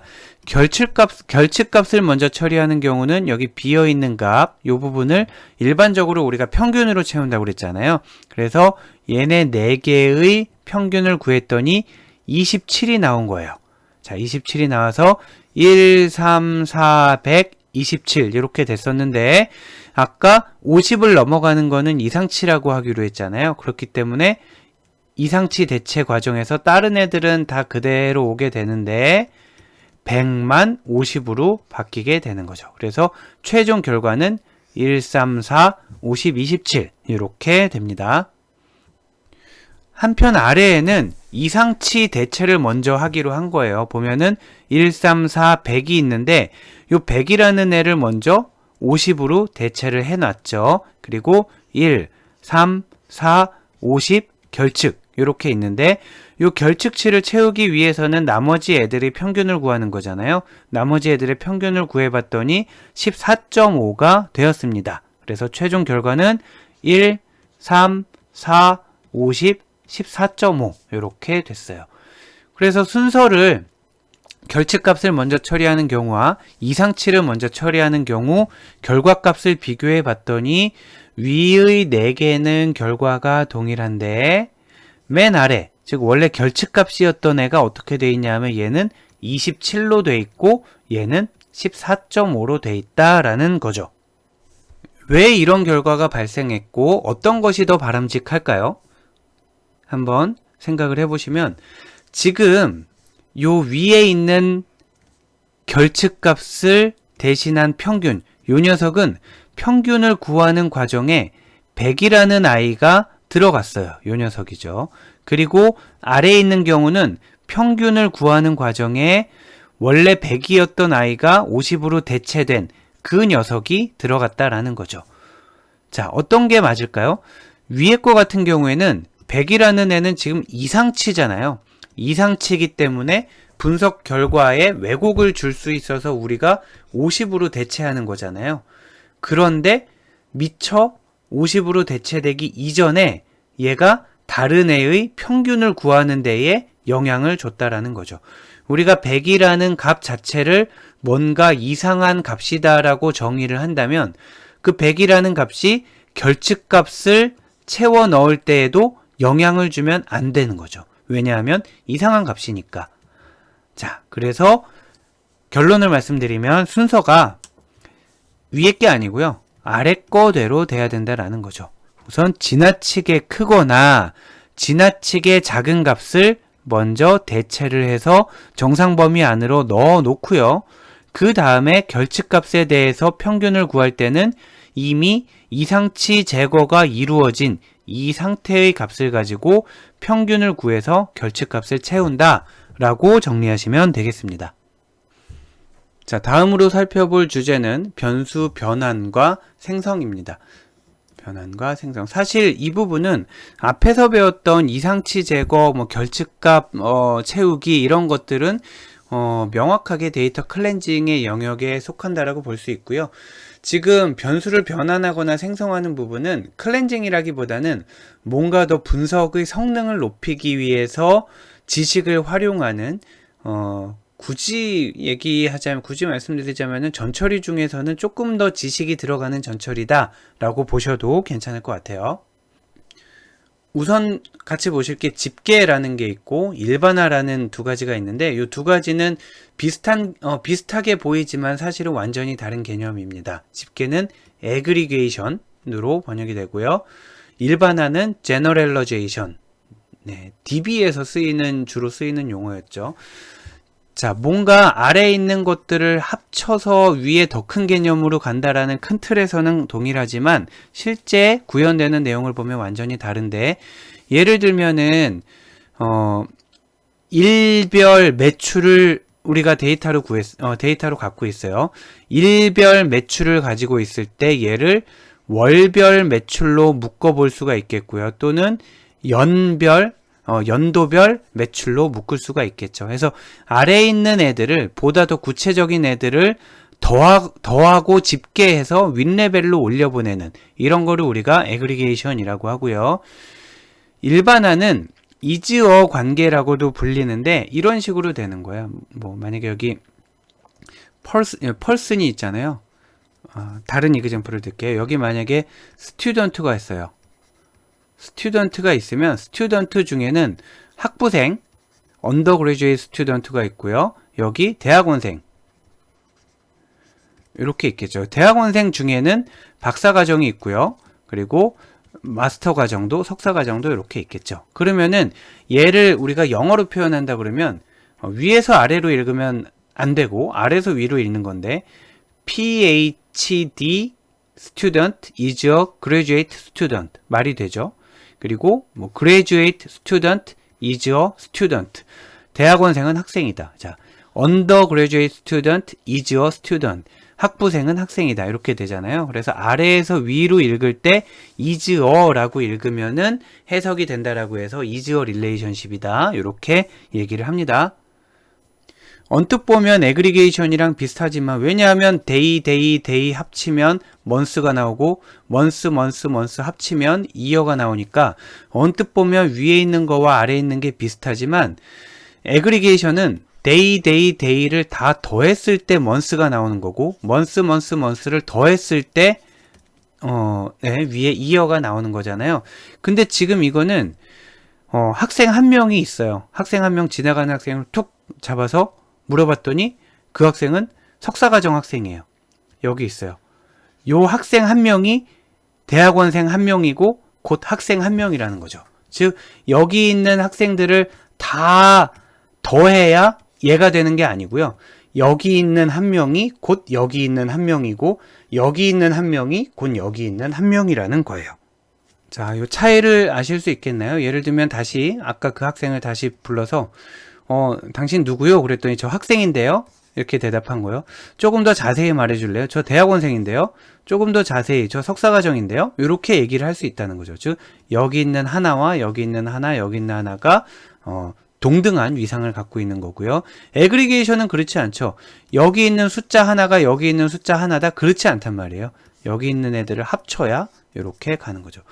지금 이 얘기를 왜 하냐면 여러분이 데이터 분석을 할 때 변수가 로우 레벨로 지금 집계가 됐건 일반화가 됐건 로우 레벨로 주어져 있을 때 그 로우 레벨로 바로 분석을 하는 경우도 있겠지만 어떤 경우에는 집계해서 월별, 연별로 키워서 하는 경우도 있고요.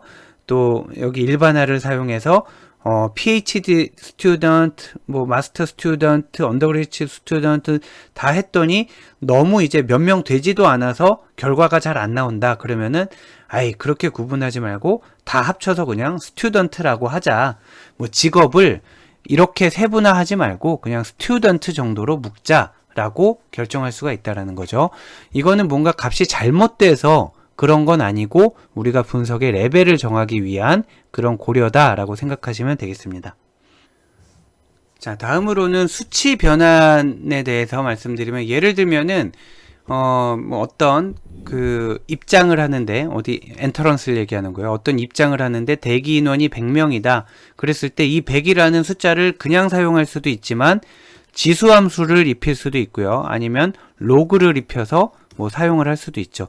그냥 쓰지 않고 지수를 입히는 변환을 할 수도 있고 로그를 입히는 변환을 할 수도 있는데 이거를 어떨 때 쓰고 어떨 때 안 쓰느냐는 이건 뭐 답이 딱 정해져 있는 건 아니고요. 도메인에 대한 어느 정도 지식이 필요하다라고 말씀드릴 수 있겠습니다. 예를 들면 아까 대기 인원이라고 하면 총 대기 시간, 예상 대기 시간을 구할 때 대기 인원에 비례한다. 그러면 그냥 그 숫자를 그대로 쓰면 되는 거고요. 아니면 대기 인원의 뭐 지수 함수의 비례함이 알려져 있다. 뭐 그러면은 2의 100, 뭐 이런 식으로 할 수가 있는 거죠.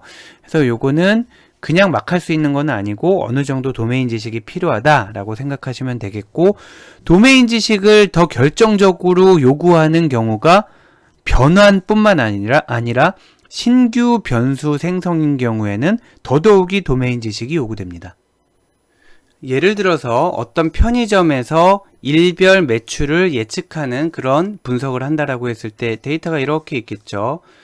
편의점 한 군데가 아니라 여러 군데라고 해볼까요? 보면은 매장명, 매장 규모, 뭐 그날의 날씨, 뭐 또 뭐가 있겠죠. 뭐 여러 가지가 있어요. 그 중에 여기에 날짜라는 게 있다라고 보는 거예요. 날짜, 몇 월 며칠 이렇게 있고요. 그리고 또 하나가 있는데 이게 매출액이에요. 해서 이러한 인풋 변수들을 가지고 어디에 있는 뭐 어떤 편의점이 날짜가 몇 월 며칠이고 날씨가 어땠을 때 그날 매출이 얼마였다라는 거를 이제 예측을 하려고 해요. 그랬는데 지금 다른 정보는 지금 무시하고요. 필요 없다라는 게 아니라 지금 논의해서 배제를 하고 날짜를 가지고 매출을 예측을 할 수 있을까요? 날짜가 매출에 영향을 줄까요? 라고 얘기를 한다면 편의점이라는 곳에 대해서 조금이라도 한 번이라도 이용해 보신 분이 있다면은 날짜가 중요한 게 아니라는 거를 알 수 있죠. 예를 들면 오늘이 1일인 거랑 2일인 거랑 3일인 거랑 4일인 거가 편의점 매출에 영향을 별로 안 준다라는 거예요. 그럼 날짜와 관련된 것 중에 뭐가 매출에 영향을 주겠어요? 요일이죠, 요일. 토요일, 일요일, 평일. 이렇게 또 평일 중에서도 월요일과 금요일이 다를 거 아니에요. 그렇기 때문에 우리는 날짜 데이터만 가지고 있지만 날짜를 가지고 달력 함수를 간단히 돌리면 얘를 요일로 바꿔줄 수가 있다는 거죠. 자, 그러면은 실제로는 이 날짜가 매출에 영향을 미치는 것보다는 이 요일이 매출에 영향을 미치는 게 훨씬 더 클 것으로 예상되기 때문에 예측 정확도가 더 높아지게 되는 거죠. 즉, 이런 경우 편의점의 일별 매출은 숫자인 날짜보다는 요일의 영향을 받는다라는 도메인 지식을 활용해서 분석 성능을 높일 수 있다라는 거고요. 또 다른 이그젬플이 하나 있습니다. 보면 어떤 농장의 포도 수확량을 예측을 하려고 한다라고 가정해 볼게요. 지금 이 농장에도 뭐 또 여러 가지 변수가 있겠죠. 뭐 여기 뭐 품종, 뭐 주인 이름, 뭐 위치, 뭐 이런 것들이 많이 있을 건데 그런 것들 다 지금 고려하지 않고요. 농장이 뭐 이렇게 돼 있다라는 거예요. 농장이 이렇게 돼 있으면 농장의 가로 길이, 그리고 세로 길이, 그리고 수확량 해서 가로와 세로를 가지고 수확량을 맞추려고 하는데 이게 잘 안 맞아요. 지금 이 모델을 그대로 돌리게 되면 왜 안 맞냐면 가로가 10이고 가로가 10인데 수확량이 이렇게 차이가 나네. 가로 갖고도 답을 잘 못하겠고 또 세로가 5, 9, 5인데 이것도 이렇게 차이가 나네. 이거 가지고도 잘 못하겠고 잘 안 맞죠. 그런데 조금만 더 생각을 해보면 수확량이라는 거는 결국엔 여기에 얼마만큼의 포도를 심었냐에 따라 결정되기 때문에 얼마만큼의 포도를 심었냐라는 거는 가로 길이, 세로 길이가 아니라 이 면적에 비례하게 될 거잖아요. 제가 실제로 포도를 키워보진 않아서 이게 면적에 그대로 비례하는지는 모르겠습니다만 일반적인 상식 수준으로 설명을 드립니다. 자, 해서 면적에 비례한다는 걸 아는데 지금 여기 변수에는 면적이라는 변수가 없단 말이에요. 그러면 우리가 새로운 변수를 만드는 거죠. 면적. 해서 얘네를 곱해서 만들면, 자, 다른 변수는 지금 무시하고 얘네를 가지고 보면 면적이 곧 수확량과 직접적으로 연결된다는 걸 볼 수 있죠. 물론 여기 숫자까지 지금 똑같다라는 건 아니고 조금 과장해서 이그젬플을 만들었는데, 자, 그래서 지금 살펴본 요 두 가지 이그젬플에서 여러분이 확인하셔야 될 거는 우리가 데이터를 처음에 받은 다음에 그 데이터를 가지고 그대로 분석만 하는 게 아니고요. 그 데이터로부터 뭔가 우리가 하려고 하는 분석의 성능을, 품질을 향상시킬 수 있는 새로운 변수를 만들어야 되는데, 예를 들면 아까 요일을 만든다라든가 아니면은 면적을 만든다라든가, 여기에는 도메인 지식도 필요하지만 약간의 번뜩임이 사실 굉장히 필요합니다. 그래서 지식이 있고 없고도 굉장히 중요하고요. 경험도 많이 중요하겠죠. 해봤더니 이런 게 중요하던데 뭐 이런 것들, 뭐 아니면은 뭐 영화의 흥행 여부를 예측하는데 첫날 몇 명, 둘째 날 몇 명, 셋째 날 몇 명 막 이렇게 데이터가 있는데 내가 해보니까 처음 일주일치 흥행이 최종 흥행에 영향을 결정적으로 미치던데, 그러면은 그날의 흥행 그 매출이 나와 있는데 그거를 일주일치만 따로 모아서 뭐 초기 매출 뭐 이런 식으로 잡는다라던가, 뭔가 도메인 지식과 경험이 필요하기도 하고 번뜩이는 센스도 필요한 것 같아요. 그래서 이렇게 신규 변수를 생성하는 게 여러분들 아마 이 이그젬플을 보셔도 굉장히 중요하다라고 생각을 하실 거고, 이 과정 역시 데이터 전처리 과정의 일부다라고 보시면 되는 거죠. 자, 물론 지금 말씀드린 요 신규 변수 생성은 전처리이긴 전처리지만 그냥 전처리는 아니고요. 분석까지 고려한, 분석에서 어떤 일이 이루어질지를 알고 있는 사람들만이 할 수 있는 약간의 고급 전처리 정도라고 정리하시면 좋을 것 같습니다. 자, 다음으로 데이터 클렌징의 마지막 주제로 데이터 샘플링에 대해서 살펴보도록 하겠습니다. 데이터 샘플링은 아까 서두에 잠깐 설명드리기도 했지만 데이터 클렌징의 일환으로 수행을 하지만 그 결과로 나타나는 효과는 동시에 데이터 리덕션이기도 하다라는 거죠. 그래서 데이터 리덕션은 행을 줄이는 게 있고 열을 줄이는 게 있는데, 데이터 샘플링은 얘네들을 다 뽑는 게 아니라 하나, 둘, 셋 이렇게 몇 개만 골라서 뽑기 때문에 행의 축소가 일어난다 라고 보시면 되겠습니다. 자, 방대한 데이터를 효과적으로 다루기 위해 표본 추출이 필요한데, 예를 들어서 얘네가 지금 모집단인 거예요. 모집단이 너무 방대한데 얘네들의 분포가 이렇게 굉장히 점점점점이 많기 때문에 이렇게 매끄럽게 이어지게 되겠죠. 매끄럽게 이어지게 되는데 얘네를 다 분석하기가 어려웠기 때문에 얘네 중에 일부만 고른 거예요. 물론 지금 방대한 데이터를 다 다 분석할 수가 없어서 일부만 고른다라는 것이 일반적인 샘플링의 설명, 필요성이 되는 거고요. 그렇지 않은 경우도 있죠. 더 적극적으로는 모집단을 모두 분석하는 게 아예 불가능한 경우, 우리 일전에도 말씀드렸지만 형광등의 수명을 예측하기 위해서 모든 형광등을 다 망가질 때까지 측정을 해본다 그러면 팔 수 있는 게 없잖아요. 다 수명이 다 하고 나서야 어떻게 팔겠어요. 그래서 아예 이론적으로 모집단에 대한 분석이 불가능한 경우에도 샘플링을 해야 될 거고요. 또 다른 경우는 샘플링을 잘하면, 편향 없이 샘플링을 잘하면 오히려 모집단 다에 대해서 전수조사를 하는 것보다 오히려 더 정확한 결과를 얻을 수가 있다라는 그런 분석도 있고요. 우리는 그런 내용을 지금 다루지는 않고 다시 굉장히 보수적인 접근으로 하도록 하겠습니다. 뭐냐면은 샘플링 왜 하냐? 방대한 데이터 다루기는 너무 어렵다. 모으기도 어렵고 분석에도 시간이 걸려서 적은 양을 가지고 분석을 해서 그거를 일반화하겠다라는 건데, 이것만 기억하시면 될 것 같아요. 표본 추출을 할 때는 편향이 있는지 없는지만 주의하시면 될 것 같아요.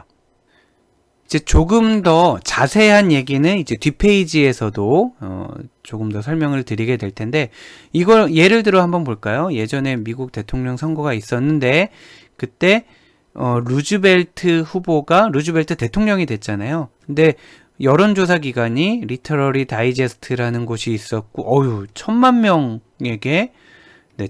명에게 우편을 발송해서 240만 명이 응답을 했고요. 그리고 갤럽은 1500명, 굉장히 뭐 비교도 안 되게 적은 거잖아요. 1500명에게 조사를 했는데 이때 루스벨트 승리를 예측했다라고 합니다. 그런데 결과는 어땠죠? 네, 여러분 다 아시다시피, 그리고 여기에도 나와 있다시피 루스벨트가 당선이 됐잖아요. 자, 샘플 수로 보면 240만 명하고 1500명은 비교가 안 되지만, 왜 아래가 맞춘 게 중요한 게 아니라 위에가 왜 어긋나는 예측을 했냐면, 리터러리 다이제스트라는 잡지를 당시에 구독할 수 있는 층은 굉장히 여유가 있는 중산층 이상이라고 했다라는 거예요. 그러니까 전체 인구를 대표하는 골고루 샘플을 뽑은 게 아니라 중산층 이상에서만 샘플이 나왔기 때문에 중산층 이상의 표심을 전체의 표심이라고 오해할 수 있었다라는 거죠. 자, 그래서 물론 그렇다고 이제 갤럽에서 뭐 정확하게 여기서 한 명 해서 2명 가지고 할 수는 없는 거고요. 표본 추출을 하면 당연히 어느 정도 샘플의 양도 중요하죠. 굉장히 중요합니다. 샘플의 양이 굉장히 중요하지만 그보다 어떤 면에서 더 중요한 거는 혹시 내가 표본에 바이어스가 있는 거는 아닌지, 모집단을 충분히 대변하는 게 아니라 어느 한쪽에서만 뽑고 있는 건 아닌지를 고민을 반드시 해봐야 된다라는 거죠. 자, 그러면 그러한 편향, 바이어스에 주의하면서 실제로 샘플링을 할 때는 어떤 방법들이 쓰이느냐? 가장 많이 쓰이는 건 이 두 가지인 것 같아요. 랜덤하게 뽑는 거. 자, 랜덤하게 뽑는 거, 그리고 층화 랜덤, 스트래티파이드 랜덤. 이렇게 될 것 같습니다. 자, 하나씩 설명을 드리면, 이거는 우리 너무나 잘 알고 있는 거예요. 1000개를, 10,000개를 가지고 분석하려고 하는데 이게 너무 많아서 100개만 가지고 하려고 해요. 그러면 그냥 랜덤 함수를 돌리는 거죠.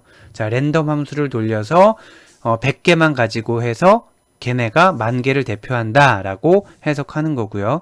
자, 크기가 n인 모집단에서 더 작은 n인 표본을 랜덤리 무작위로 추출한다라는 거고요. 예전에 우리 고등학교 때 배웠던 거죠. 복원 추출, 비복원 추출, 이런 용어도 알아두셔야 될 것 같습니다. 복원 추출이라는 거는 예를 들어 여기 뭐 이렇게 있으면 처음에 얘를 딱 뽑았다가 다시 집어넣고, 그 다음에 또 뽑았다가 또 집어넣고, 운이 좋으면 또 얘가 한 번 더 뽑힐 수도 있고, 이렇게 되는 거고요. 비복원 추출은 나오고 그러면 얘는 이제 다시는 안 들어가고, 또 나오고 안 들어가고, 이렇게 되는 거겠죠.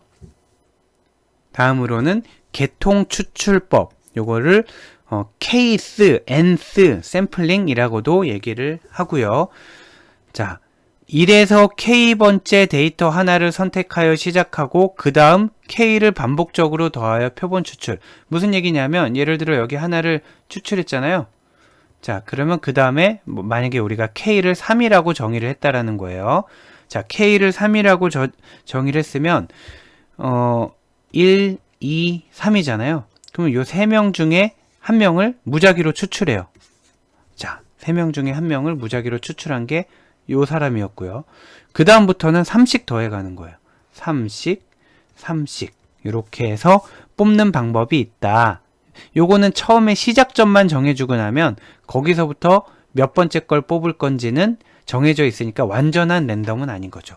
자, 그런데 이 방법을 쓸 때도 샘플 바이어스를 굉장히 주의해야 돼요. 예를 들면은 아까 그 편의점 매출이 있단 말이에요. 편의점 매출이 있는데 이렇게 있어서 그 편의점에 일별 매출 데이터가 막 있어요. 일별 매출 데이터가 있는데 이게 100만 건이에요. 그래서 너무 많아서 이 중에 일부를 추출을 하려고 그래요. 그런데 여기 데이터가 봤더니 요일별로, 날짜별로 나와 있어요. 월, 화, 수, 목, 금 해서 쭉 월, 화, 수, 목, 금, 토일, 월, 화, 수, 목, 금, 토일 해서 쭉 돼서 100만 건이 있어요. 만약에 이때 요 개통 추출법을 쓴다 그러면 이 데이터에서 반드시 해서는 안 되는, 택해서는 안 되는 K가 있습니다. 자, 얼마를 택하면 안 될까요? 자, 얼마를 택하면 안 될까요? 답은 7이 되겠어요. 만약에 이거를 7을 택하게 되면, 만약에 랜덤하게 처음에 화요일을 뽑았다, 더하기 7, 더하기 7, 더하기 7을 하면 계속 화요일 것만 뽑게 되는 거고요. 토요일을 뽑았다? 그러면 계속 토요일 것만 뽑게 되는 거예요. 지금 이 데이터 안에는 월, 화, 수, 목, 금, 토일 데이터가 있는데 그 중에 어느 특정한 한 요일의 것만 샘플링을 해서 분석을 한 다음에 그게 전체 요일의 패턴을 나타낸다라고 보면 위험한 거죠. 자, 그렇기 때문에 개통 추출법을 할 때는 내가 택하려는 K가 뭔가 패턴에 맞아떨어지는 패턴과 딱 맞는 그런 K는 아닐까라고 의심을 한번 해봐야 되는 거고요. 실제로 글쎄요, 이렇게 많이 쓰는 것 같지는 않습니다. 자, 다음으로는 단순 임의 추출법 못지않게 많이 쓰이는 층화 추출법인데, 얘는 모집단을 동질적인 다수의 층으로 나눔, 그 다음에 각 층의 비율을 유지하면서 랜덤 추출, 이겁니다. 이게 무슨 뜻이냐면 모집단을 동질적이라는 게 전체가 같다는 게 아니고 동질적인 애들끼리 묶어서 이렇게 그룹을 만든다라는 거죠. 여기는 초록색 아이들, 여기는 파란색 아이들. 뭐가 될 수 있겠죠? 성별로 묶을 수도 있겠고요. 아니면 학년으로 묶을 수도 있겠죠. 그런데 이 층화 추출법의 목표는 각 층의 비율을 유지한다라는 거예요. 만약에 랜덤 추출을 생각해 보면 전체가 지금 몇 명인가요? 15명이 있어요. 15명이 있는데 이 중에 5명을 뽑으려고 그래요. 5명을 뽑으려면 3분의 1을 뽑게 되는 거잖아요. 해서 전체 15명 중에 5명을 뽑아라. 그러면은 어떤 경우에는 뭐 여기서 3명, 여기서 2명 나올 수도 있겠고요. 아주 특이한 경우는 파란색만 5명이 나올 수도 있겠고, 더 특이하게는 초록색만 5명이 나올 수도 있잖아요. 뭐 그래도 상관없다라는 게 심플 랜덤 샘플링이 되겠고요. 그런데 층화 추출법은 뭐냐면, 여기 초록 사람과 파랑 사람은 현재 비율이 6대 9니까 2대 3이잖아요. 현재 비율이 2대 3이니까 그 비율을 샘플링 하고 나서도 그 비율을 유지하고 싶다라는 거예요. 자, 그러면 실제로 어떻게 이루어지냐면, 아까 우리가 3분의 1만큼을 뽑기로 했잖아요. 그러면 이 중에서 3분의 1 뽑아요. 6명의 3분의 1이니까 2개가 나왔겠죠. 그리고 여기에서도 9개의 3분의 1이니까 3개가 나왔겠죠. 그러면 전체가 5개가 나왔고, 15개 중에 5개를 뽑았으니까 3분의 1로 목표는 달성했습니다. 그리고 그 와중에 항상 요 층이 6대 9, 즉 2대 3이었기 때문에 샘플링한 결과에서도 2대 3을 항상 유지할 수가 있다라는 장점이 있는 거죠. 그 이외에도 샘플링 방법은 굉장히 많이 있어요. 굉장히 많이 있고, 예를 들면 클러스터 샘플링이라고 해서 만약에 모집단이 이렇게 있으면 몇 개의 클러스터로 나눈 다음에 이 클러스터를 통째로 샘플로 뽑는, 뭐 얘를 버리고 얘를 뽑고, 이런 클러스터 샘플링이 있고요. First N이라는 거는 충분히 얘네가 순서에 아무 패턴도 없다라는 확신이 있을 때 쓸 수 있는 건데, 처음의 일부만 사용하겠다. 예를 들면 10,000개의 데이터가 있는데 그 중에 맨 앞에 거 100개만 쓸래. 이런 게 first n이 될 거고요. 자, 여러 가지가 있는데 여러분들은 얘가 제일 많이 쓰일 건데, 이거는 이미 여러분들 어려서부터 많이들 해오시던 샘플링이고, 하나 정도를 더 기억하신다 그러면 요 층화 추출법, 모집단을 층으로 나눈 다음에 각 층의 비율을 유지하면서 랜덤하게 뽑는 방법이다 정도를 기억해 두시면 좋을 것 같습니다. 자, 이번에는 전처리 과정에서 이루어지는 또 다른 작업인 데이터 요약, 데이터 서머라이제이션에 대해서 살펴보는데, 특히 중심성 측도 중에 대표적인 측도인 평균에 대해서 살펴보겠습니다. 평균은 우리 초등학교 때부터 워낙 많이 사용하던 개념이라서 이 개념을 설명한다라기보다는 평균과 비슷하게 사용되는 여러 가지 용어들이 있잖아요. mean, average, expectation, 이런 용어들의 차이가 무엇인지에 집중해서 설명을 드리도록 하겠습니다. 자, 우선 평균의 정의는 표본 전체의 값의 합을 표본의 수로 나눈 것이잖아요. 예를 들면 한 명이 100원 갖고 있고 200원 갖고 있고 300원 갖고 있으면 우리가 1인당 평균 얼마 갖고 있지? 그러면 600 나누기 3에서 200원 이렇게 하는 거잖아요. 자, 그렇게 우리가 써온 평균이 사실은 세 가지 평균 중에 하나인 산술 평균이었던 거죠. 그래서 우리가 일반적으로 아무 말 없이 평균을 구해라 하면 아리스메틱 민을 구한 거고, 얘를 그냥 우리가 민이라고도 얘기를 한 거고요. 근데 이거 말고도 기하평균, 조합평균이라는 게 있는데 이게 갖는 기하학적인 의미는 저 때는 이런 게 없었던 것 같은데 저 배울 때는. 근데 인터넷에 보니까 이런 자료가 있더라고요. 그래서 이 그림을 보시고 이해가 더 되시면 좋고, 아니면 그냥 참고용으로만 사용하셔도 되겠고요. 저 때는 이렇게 했던 것 같아요. 산술평균은 만약에 A라는 수가 있고 B라는 수가 있으면, 그리고 평균을 X라고 넣으면 X 더한 거랑 똑같다. 이렇게 해서 산술평균을 구했고요. 또 기하평균은 A라는 거 곱하기 B라는 거의 기하평균은 X 곱하기 X다. 이렇게 되면 기하평균이고요. 또 조합평균은 A분의 1 더하기 B분의 1은 X분의 1 더하기 X분의 1이다. 이렇게 해서 X를 구하면 그게 이렇게 됐고, 또 여기서도 X를 구하면 이렇게 됐고, 여기서도 X를 구하면 이렇게 됐고 했던 것 같아요.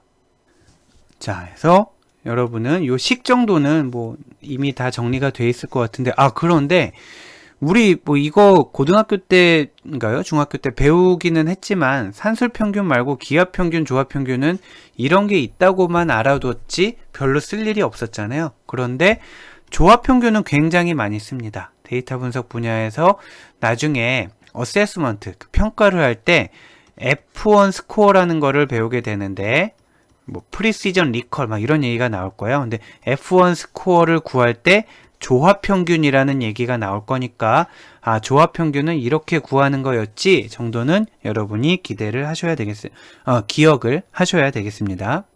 그러면 우리말로는 둘 다 평균이라고 쓰는데, 평균하면 mean이라고 하는 사람도 있고 average라고 하는 사람도 있잖아요. average가 뒤에 나와 있죠. 얘네 둘의 정의를 얘네 둘 간의 관계를 굳이 나타내자면 산술 평균을 다른 말로 average라고 한다, 이렇게 보시면 되겠습니다. 그런데 아까 제가 뭐라고 말씀드렸냐면, 그냥 평균이라고 할 때 보통 산술 평균을 얘기하게 되잖아요. 그러니까 얘가 average니까 mean은 average다, 이렇게 비슷하게 우리가 받아들이게 되는 거죠. 아무튼 average는 엄밀하게는 산술 평균을 얘기한다 라고 기억하시면 되겠습니다. 그런데 나머지 하나 비슷하게 쓰이는 기대값, expectation은 우리 예전에 보면 E의 X 이런 용어들 어렴풋이 기억이 나실 텐데, 기대값은 조금 개념이 달라요. 무슨 얘기냐면, 우리가 이걸로 볼까요? 여기 모집단이 있었잖아요. 여기 모집단이 있었고 여기에서 표본을 추출했잖아요. 여기에서 산술 평균을 구하면 그거를 우리가 아리스메틱 민이라고도 하고 민이라고도 하고 에버리지라고도 했잖아요. 자, 에버리지라고도 했잖아요. 그런데 표본으로부터 평균을 구한 걸 가지고 뭘 할 거냐면 모집단의 평균을 추정하는 거란 말이에요. 그래서 표본에서 우리가 에버리지를 구했다면, 혹은 산술 평균을 구했다면, 그거로 미루어 보아 모집단에서는 얘네들의 평균이 어느 정도 될까라고 우리가 기대를 해볼 수 있다라는 거죠. 그래서 표본의 평균으로 추정한 모집단의 기대값이 되는 거예요. 이쪽이 기대값이고 이쪽이 평균이 되는 거죠. 해서 표본으로부터 평균을 구하면 모집단의 기대값을 우리가 찾아낼 수 있다라는 거고요. 자, 그래서 아주 이상적인 상태, 모집단에서 기대되는 평균값, 실제로 측정할 수가 없는 거죠. 실제로 모집단에 대해서 우리가 측정한 값이 아니라 표본을 가지고 여기에서 측정을 해서 기대되는 평균값이다 해서 기대값이라고 나타내는 건데, 샘플이 만약에 모집단에서 요만큼 평균을 구한 걸로 기대값을 뽑은 거랑 이만큼 구한 걸로 기대값을 뽑은 거랑 당연히 샘플의 개수가 커지면 우리가 샘플로부터 구한 평균은 기대값에 가까워지게 되는 거죠. 자, 이 정도로 정리를 하도록 하겠습니다. 자, 한 가지 이슈를 더 보면 우리가 평균은 아까 여긴 들렀었던 방문했었던 페이지잖아요. 평균은 산술평균이고 뭐 이렇게 뭐 100점, 50점, 0점 하면은 평균은 50이다 라고 수식으로는 이렇게 나타내는 건데, 가중평균이라는 걸 굉장히 많이 쓰게 됩니다. 자, 가중평균은 각 자료의 값에, 아까는 여기 값만 있었잖아요. 값에 뭐가 될지 모르겠지만 뭔가 곱해요. 가중치를. 자, 가중치를 곱해서 계산한 평균입니다. 이 가중치는 뭐 많은 경우가 있겠죠. 뭐 확률이 될 수도 있겠고요. 뭐 비용이 될 수도 있겠고요. 시간이 될 수도 있겠고 어떤 뭐 의미가 될 수가 있겠어요. 하지만 기본적으로는 자료의 값이 있고 거기에 무언가 곱해지는 거, 걔를 전부 우리가 웨이트, 가중치라고 부르게 되고요. 구하는 방식은 예를 들면 이래요. 뭐 우리 대학교에 들어오려면 국어, 수학, 과학 점수를 잘 받아야 되는데 우리가 순위를 매기는 그 총점을 매기는 가중치는 이렇습니다 라고 하면서 국어에 0.5의 가중치를 두고 수학에 0.4의 가중치를 두고 과학에 0.1의 가중치를 둔다라는 거예요. 그러면 100 곱하기 0.5, 50 곱하기 0.4, 0 곱하기 1을 다 더하면 70이 되는 거죠. 자, 아까 같은 경우에는 가중치 없이 그냥 평균을 구한 거고요. 그리고 얘는 가중치를 곱한 다음에 걔네의 합을 구해서 가중평균을 구한 거죠. 요것도 뭐 여러분 이미 익숙한 개념이고 어렵지 않은 개념인데 워낙 자주 쓰이게 되니까 평균과 가중평균을 구하는 식이 어떻게 달라지는지를 한번 확인하시면 좋을 것 같습니다. 여기에서 이 아랫부분을 보시면 되겠죠. 이 아랫부분은 위에 그냥 평균은 데이터의 개수였잖아요. 데이터의 개수고 가중평균에서는 가중치의 합이 되는 거죠. 요거 다시 한번 해볼까요? 자, 보면 100 곱하기 0.5 더하기 50 곱하기 0.4 더하기 0 곱하기 0.1 나누기 0.5 더하기 0.4 더하기 0.1. 자, 요 아래에 있는 부분이 요 부분에 해당되는 거죠. 자, 마지막 슬라이드고요. 마지막으로 조금 더 관련된 얘기를 몇 가지만 더 해보겠습니다. 자, 중심성 측도가 우리가 지금 살펴보고 있는 거는 민을 살펴보고 있는 거잖아요. 민만 있는 게 아니라 메디안과 모드도 있다라는 정도를 기억해 두시면 좋겠습니다. 미디안은 아까 많이 봤었잖아요. 우리 5 넘버 서머리 할 때 4분위수 할 때 Q2에 해당되는 거잖아요. 그래서 분포의 중앙에 위치한 값. 더 노골적으로 얘기하면 순서대로 정렬한 다음에 가운데 등수 값. 이렇게 말씀드릴 수가 있겠고요. 그리고 최빈 값은 제일 많이 나온 값. 요 얘기 아까 언제 했었냐 하면 우리 결측값 대체할 때 구간형 변수는 평균으로 대체한다고 했고요. 명목형 변수는 분포에서 가장 많이 출현한 값으로 한다고 했었잖아요. 그래서 어떤 툴들에는 모드라고 쓰기도 하고 얘를 카운트라고 쓰기도 하고요. 자, 카운트라고 쓰기도 하고 모드라고 쓰기도 하고요. 자, 해서 중심성을 나타낼 때 여러 가지 기준이 있을 수 있다라는 거죠. 미는 주로 다 더해서 개수를 나누는 거고, 그리고 메디안은 중간 등수인 값을 나타내는 거고, 최빈 값은 제일 많이 나온 값이 뭐냐라는 거고, 골고루 사용될 수가 있는데, 민과 메디안과 모드의 관계가 대략 이렇다라는 거예요. 만약에 우리가 전체 분포나 전체 데이터를 살펴보지 못했는데 민이랑 메디안이랑 모드 값만 이렇게 3개가 주어졌잖아요. 그러면 민과 메디안 모드 값 요 3가지만 가지고서도 대략의 분포를 추정할 수가 있는데, 보면 만약에 3개의 값이 정확히 일치했다. 30, 30, 30이었다. 그러면 요렇게 좌우가 시메트릭한 상황이겠구나 라고 우리가 알 수 있다라는 거고요. 만약에 모드가 제일 작고 그 다음 미디안이 있고 그 다음 민이 있고, 이렇게 민이 제일 크고 모드가 제일 작다. 그러면 이렇게 왼쪽이 볼록하고 오른쪽으로 쭉 꼬리가 긴 모양이겠구나 라고 알 수 있는 거고요. 반대로 민, 메디안, 모드의 순서로 가게 되면은 왼쪽이 꼬리가 길고 오른쪽이 볼록한, 큰 값이 볼록한 이런 형태구나 라고 분포를 추정할 수가 있다라는 거죠. 자, 데이터를 요약할 때는 데이터 서머라이제이션, 데이터를 요약할 때는 사실은 2가지를 반드시 동시에 얘기해야 되는데, 중심성과 산포를 얘기를 해야 되는 거죠. 만약에 이런 거죠. 우리 학생이 10,000명이 있는데 중간고사를 봤어. 그랬더니 다른 학교에 있는 제 친구가 시험들은 다 잘 봤어. 그러면은 1번은 몇 점, 2번은 몇 점, 3번은 몇 점 해서 10,000번은 몇 점, 그 얘기를 할 수는 없잖아요. 그러니까 학생들이 시험을 잘 봤어. 그러면 2가지 정도는 최소한 얘기해 줘야 된다라는 거죠. 예를 들어 평균은 얼마고 표준 편차는 얼마야. 그러면은 대략 어디쯤에 모여 있고 어디가 가운데고 거기서 옹기종기 모여 있는지 아니면은 이렇게 모여 있는지를 알 수가 있다라는 거죠. 해서 어디쯤이 가운데인지를 나타내는 게 중심성 측도, 그리고 얼마나 오밀조밀하게 혹은 넓게 퍼져 있는지를 나타내는 게 산포의 측도다 라고 정리를 하시면 되겠고요.